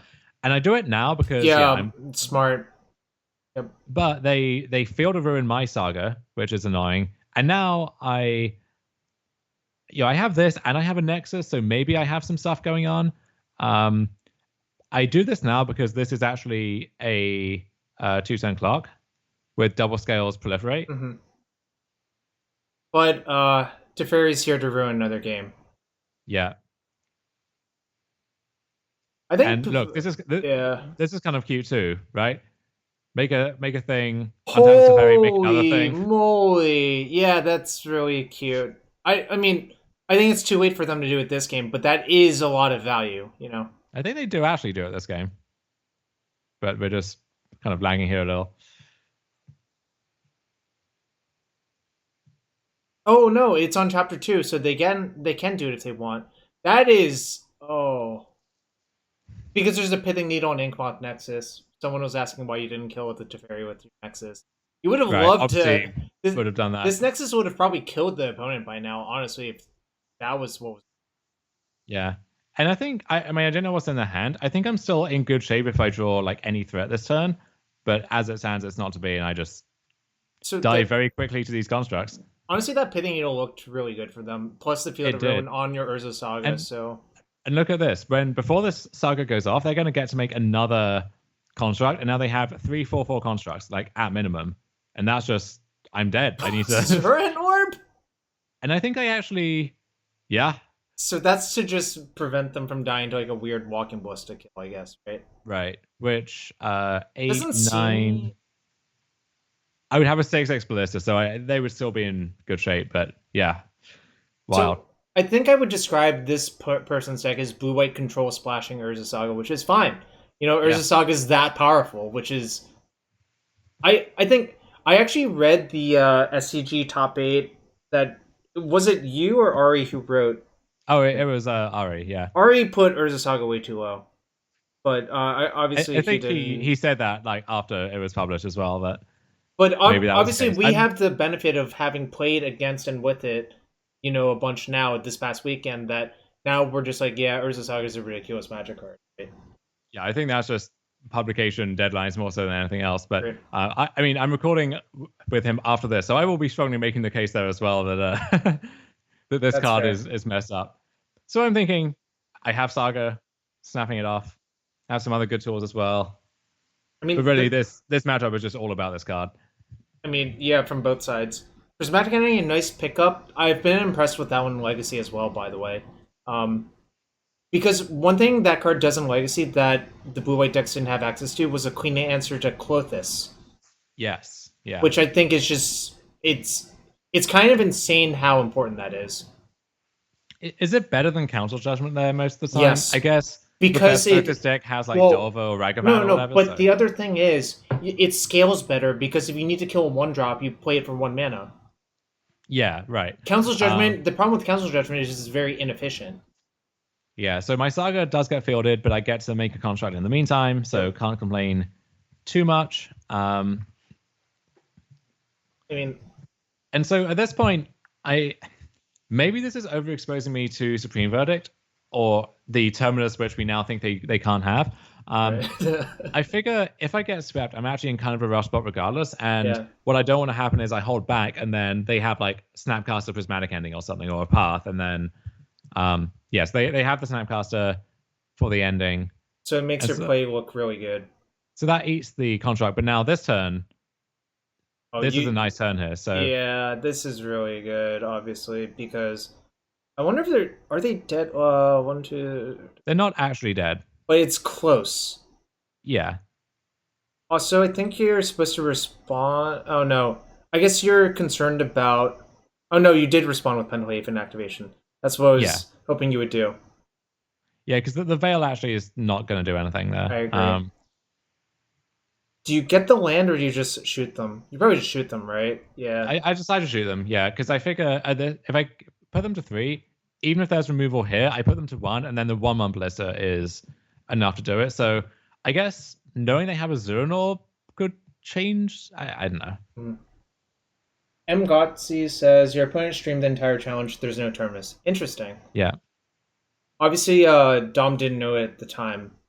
Yeah, and drawing scales there means it seemed a little safer to do it this way. I do get got by, I guess, exactly subtlety at that stage, which gets through Veil. But at that point, Ballista goes back on top of my deck, and then it's a lethal threat next turn, and also this one is lethal. So, I mean, Saga messes that up. Yeah. But someone's asking, if you proliferate the Saga, prevent them from making a contract. That's not how it actually works. It just gains a bunch of abilities. It doesn't actually lose the ability if you proliferate it. Armath. So you shouldn't do that. That is one thing you can actually do is either proliferate your own Saga to get it to 3. Okay. If you really need to fetch something, or what you can do is if you think you're not scared of whatever they would fetch, but you want to mana screw them or like prevent a contract, you can proliferate their Saga as well. So on to the semis.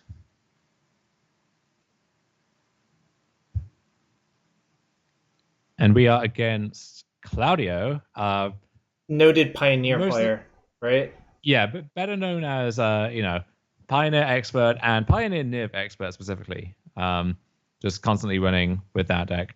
And I know that they've been on the Yawgmoth deck in the past, which not too thrilled about. So this hand, bunch of great pieces, but nothing to really use with them yet.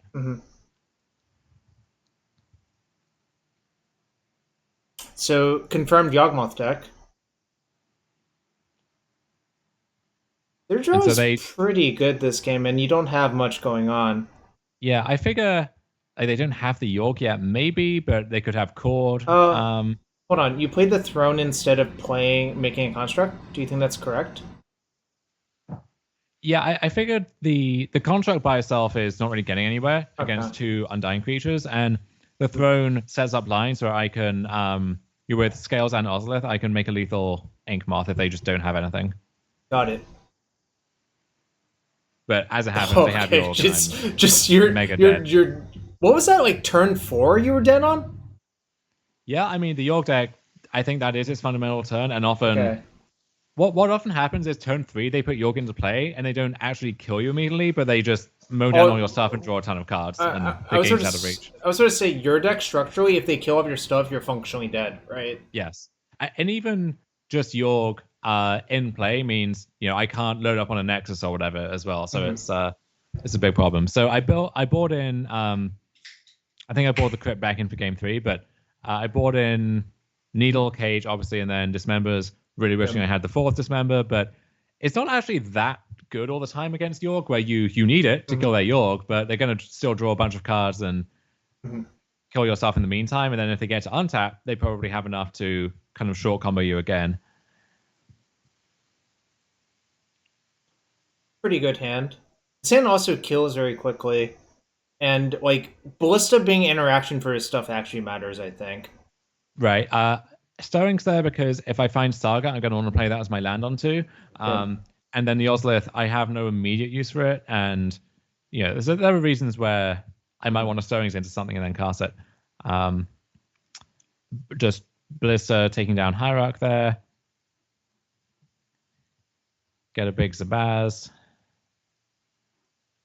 Zabaz has looked very good in the game so far. Yeah, but this is scary. And I basically think this is the end of my tournament. I think they're going to get Yawgmoth. I'm not going to be able to really do anything, and then I'm just going to die. Instead, they get the Messenger, setting up for the actual Infinite with like a safe Yawgmoth. Right. If they have it. So I decide, yeah, we've got to load up on Ballista. And one thing I could have done here actually is have Zabaz destroy itself and then just load everything on the Ballista right there. I figured that might be a little worse if they somehow don't have the Yawgmoth, but when they evolution for Messenger, then they basically have got to. So now, yeah, I'm just kind of in a world of hurt here. I draw the Lucky Dismember. Obviously an excellent top deck because, like... Right. You're basically almost dead on the spot from how the board looked, you know? And I'm thinking I'm still likely dead regardless. Yeah, but, I mean, you're less dead now, so... Yeah. Oh, but if this is their turn, you're not really dead. I mean... Yeah, but this attack means... Okay, so count on Ozlith, I make a token, and I draw Hardened Scales, and Throne of Geth. So... This is back to the question, are they dead? And the answer is probably. Probably and exactly, as it turns out. Isn't it 1 over because of Hardened Scales? It's actually even a lot. Oh no, never mind. Yeah, oh, exactly wow. What? They're always dead! Yeah. They're never not dead to Hardened Scales! Yeah, I didn't do the math on would Ravager have been good enough there as well. I think it might have been. I'm not sure. Either way, a nice little photo finish there. So I win game 2, which I thought I had lost, and then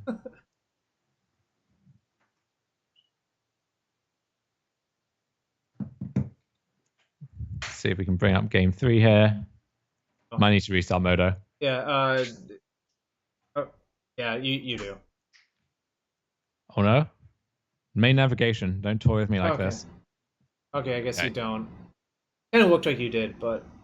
Okay, I figure this hand, it's got some stuff going on. Can easily develop into the actual nuts, but doesn't have an interactive piece, doesn't have a Saga, no Hardened Scales. No, like a needle cage or anything like that. So, I don't know, maybe it's actually a mulligan on the draw. Who knows?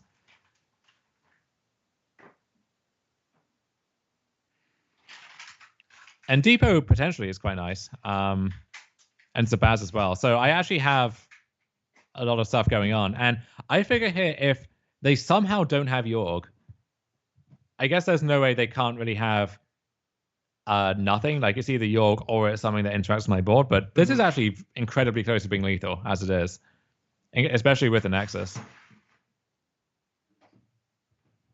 Okay, so this actually is a really interesting position. So they called for 2 on my end step. So now you have to think about Collector Oof, right? Collector Oof, Blight Beetle again, or Revoker. And so they all kind of demand different responses in their own ways. Right. But this also could just be, let's say they have a York and they want to get like a second undying creature. Maybe this is Spellskite as well. Some of us have had that. So tough to know exactly what to do. I wonder what you do. Yeah, so I figured this is safe to do first because I'm going to want to do this at some point anyway. And so, yeah, this is a thing that I actually if you look at the clock, I spend a long time tanking on.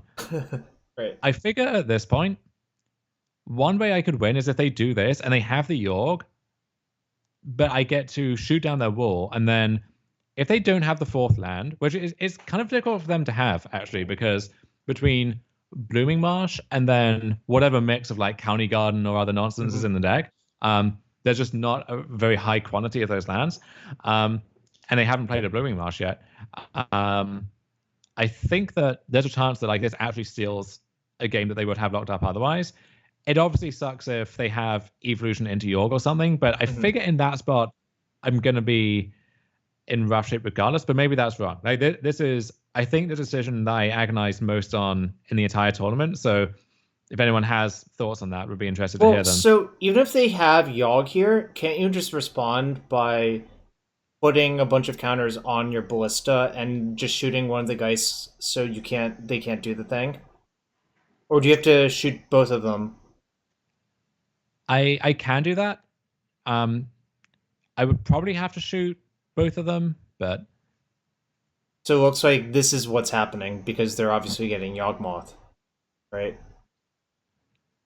Yeah. So I figure, okay, my goose is cooked. I maybe played into this as well. Well, it's I mean it's bad, but it's not the end of the world, right? And I think if at this point I should have shot the Geist as well, just to deny them the cards. And they do actually have a follow-up creature, which is a little rough as well. So you drew... Looks like you drew an untapped land, actually. Wait, hold on. Is that how -1/-1 counters and Hangerback are supposed to work? It actually is, yeah. That's so kind of weird. What the hell? So what happens is, I think they're cancelled out as like a later check or something. But when Hangerback dies, it has the +1 and it has the -1, and it just cares about what the +1 would be. I think maybe the state base effects are checked before the counters would cancel out. Very strange, obscure interaction. Okay, but just to clarify, if you have a 2/2 Hangerback, they sack something, they let that resolve, it'll only have one counter. Then they do that again. Then you'll get one Thopter still. Yes, but right. All the other ones work like you would expect. Yeah. Yeah. I actually I wonder how. I think with modular you just get nothing, right? Because it cancels out before that point. That sounds right to me, but I also don't know. There is also with the Ozolith, their Yawgmoth shooting your stuff, it would put minus counters on there, which could cancel out some other. So yeah, it gets very thorny very quickly. Anyway, I figure, do I just have to hope they have like nothing except more Yawgmoths, or like I can't think of any other way back into this game. Basically, yeah, sure. I mean, and even in some lists, a fetch land represents Dryad Arbor, which is like another creature. So, I thought they mostly cut that, but I haven't looked at a list lately. So now they can, they can just trade off for the whole Ravager if they want to. Yeah, this is not ideal. So now you're in really dire straits. Oh, but they actually don't. They leave this up, and so this is kind of cute. I get to play Power Depot as my land for the turn, so there's no chance to respond, and then so this is max punishment actually. Yeah, I play Scale. I draw Scales. I play it. So now we just put them in check, I guess. 2-turn clock territory. Yeah. So I assume you sack Ravager to the Nexus.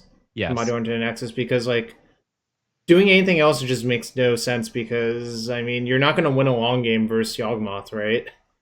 Right. And I think this was actually a mistake too, because now it means that I guess it depends on what they have, but it means that drawing another Undying creature doesn't let them just go the full like loop-de-loop over here. And all it does is delay. It removes one counter, but this is still probably going to be lethal regardless. They would need to shrink it 3 times. Yeah. And how does that really happen without them drawing an Undying creature anyways, right? Exactly. So they have the guy. Oh, they would have killed you! Yeah, and now, see, they're going to kill me anyway, right? They just get the messenger. Or do they? What? So you won because of a misclick? What? Mistakes were made. Okay. Mistakes were made. Obviously, This is- you were actually dead, but you know. Yes. This is why you never concede, because stuff like this can happen. It's true. They click on.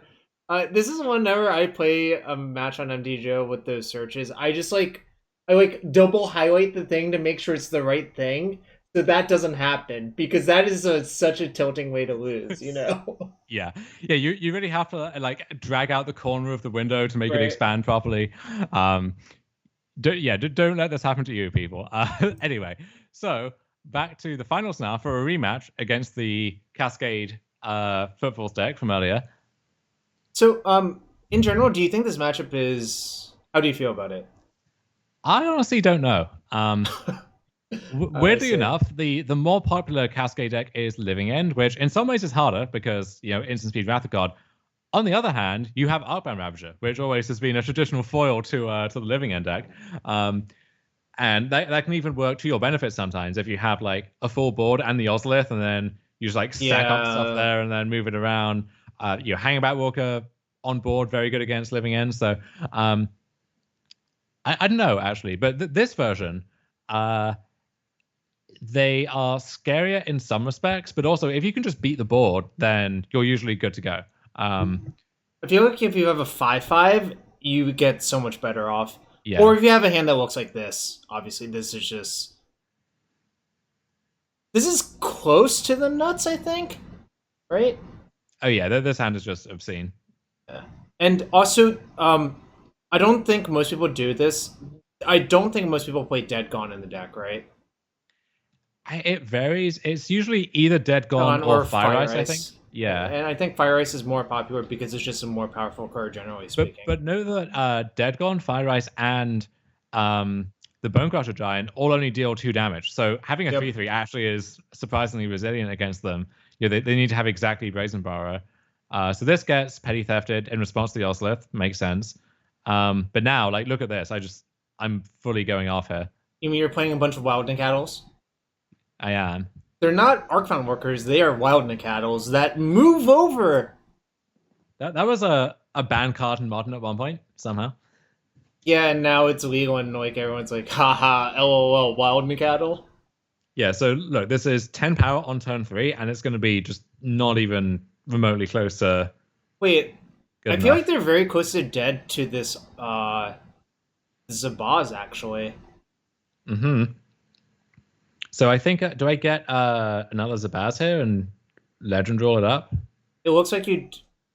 No, I get a construct, but You should have checked for lethal, because I think what might have happened is with two red activations...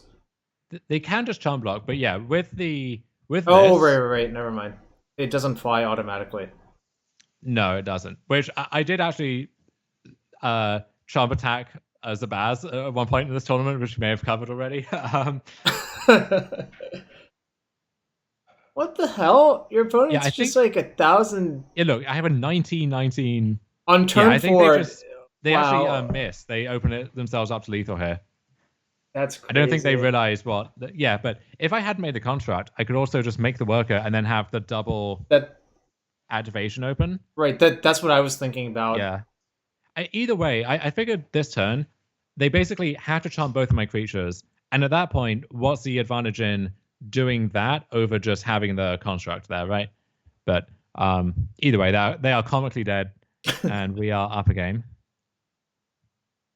And this is where, look, it's been a long-ish day, even though it's like 2 p.m., and my mind is starting to fog over, maybe starting to taste victory a little bit, and I make a very boneheaded mistake that makes my entire game harder. And you can tell what it is already, I think, here. Is it keeping this hand? It might be keeping this hand, honestly. There's a little bit of a loosey-goosey keep. The problem is, I think, Urza Saga is so Wait, why did we play this? But, this is horrible. This is not good. I just misevaluated what this meant, even though I'd been just playing. There's no Ancient Tomb in your deck. Right. So instead of making 2 constructs and then getting something, I get nothing and then have to strip mine myself. So not the smartest move I've ever made. Yeah, from their perspective, it just looks like you kept a one-lander because it makes no goddamn sense otherwise, right? Yeah. And I can't believe you win this game after putting yourself down like two constructs and a wasteland essentially on yourself. Right. But I was very glad to see them just cast the Bonecrusher Giant, because that at least means they don't have a Cascade spell. Yeah. So, relieved to see that. Your hand's really clunky though. This is like, well, I guess Ozolith makes it better. Yeah, I figure credit with for. all of this and Throne of Geth, like this hand is going to get out of control fairly quick. But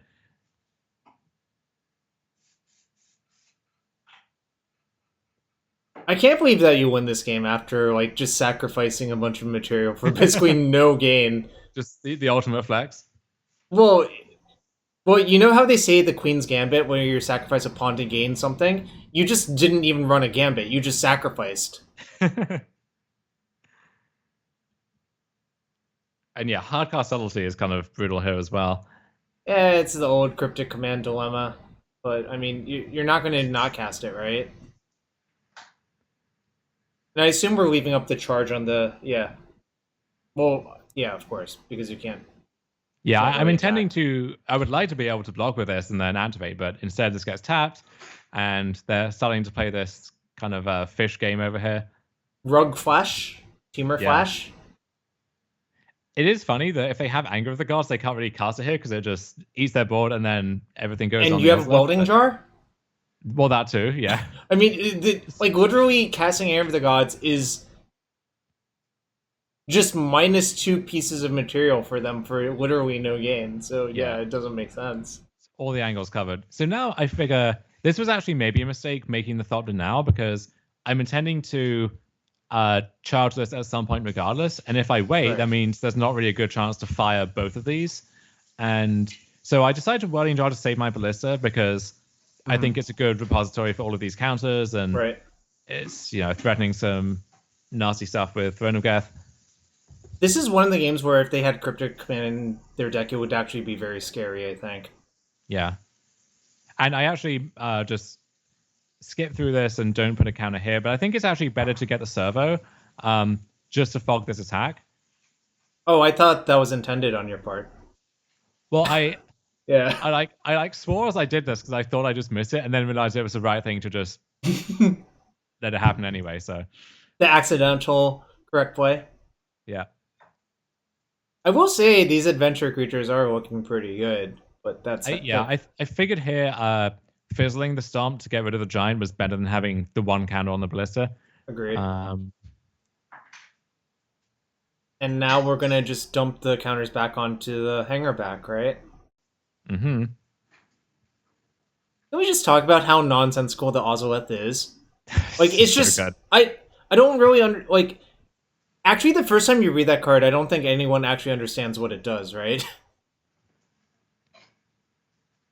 So I think I do this so that I can block Subtlety as well, just to save the 3 damage. Great. So you just quad block, right? I believe so. Because so the problem with blocking with just one is I think you sacrifice a lot of stuff to basically get nowhere. If you're blocking with one, you might as well block with all of them. Oh, and I actually get to do the thing now where I do this, and then I get to proliferate, put my Saga up to 2, and then make a construct. That's hot. Yeah. Shave a turn off. I don't know. It kind of just looks like they footed out this game to me, right? Yeah. Well, what I figured happened was they drew Leyline in the Void at some point. Right. And this is why I was complaining about how I don't love it in that deck. Or an anger that just they never had a good opportunity to play. And now I just get to eat this with a surprise construct. And they are just dead 6 ways from Sunday here. I even have a throne for like the, double proliferate on it. If you had Pirate Spellbomb in your deck, it would be easy to kill them, but it's mostly easy to kill them anyways, so whatever. Well, I can also just, if I don't make a construct, I can use use this for another infect, and then double infect with Throne for like the style kill. But Oh, did they suspend Crashing they Footfalls at some? they did, yeah. And there you have it. How many chests did you get? Love Who to see can? it. I split the chest, so we each got like 85 or something, and then I won the set. Oh, you got a set of Yeah, Strixhaven or yeah. MH2? Okay. Strixhaven, sadly, which you can't split without like selling it or whatever, so it's whatever. But Well, what you can do with that, if you care, is you can redeem a paper set to get ready for paper magic whenever the case may be. yeah, but it's Strixhaven, and that set is so bad that. But before you go, let's take care of a few things, which is I will open some chests for our subs and just provide some quick commentary. I know you do have to go real quick, but we have a few chests to open for the loyal viewers. All right, can you rant about this card real quick because I know you have a lot of rants. Oh, garbage design, just terrible.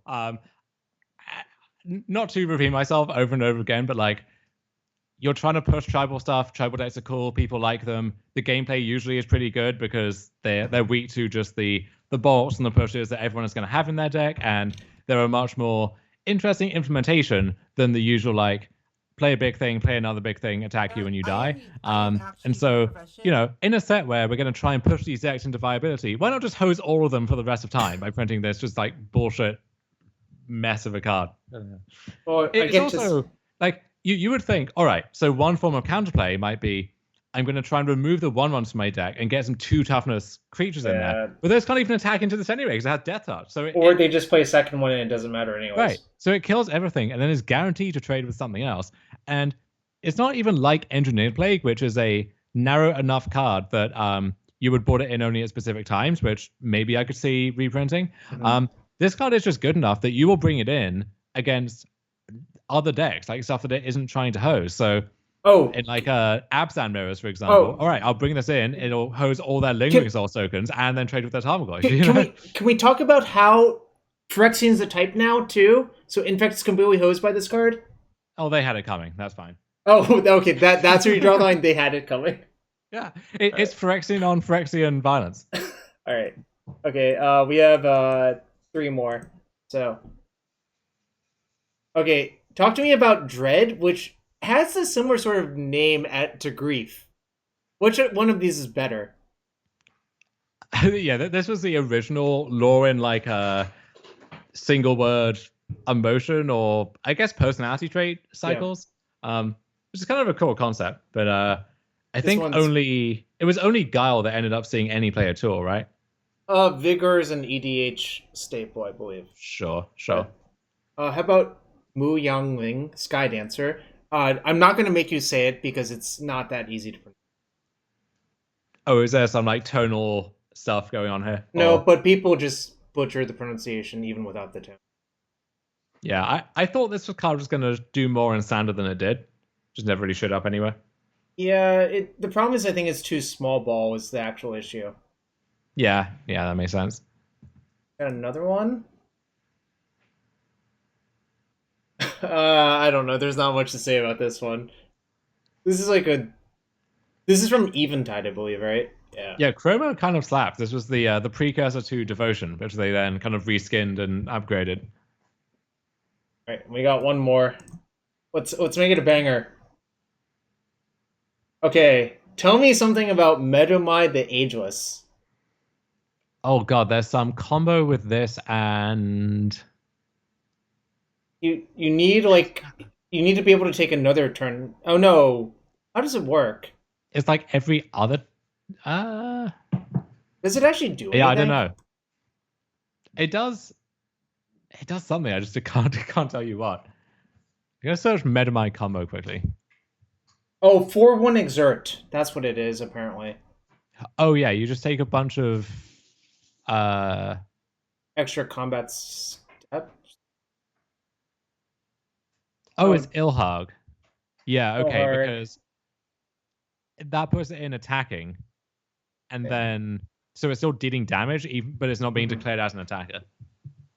And this is like very old school limited design where it's like, okay, if you want profitable attacks and I just have this untapped, good luck.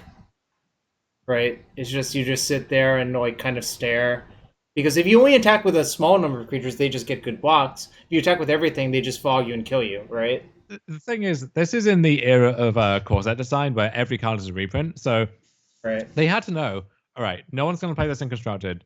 No one's really going to care about this for casual formats, but we need to make sure this is in limited just to make, 10th edition limited even more dispiriting. Yeah.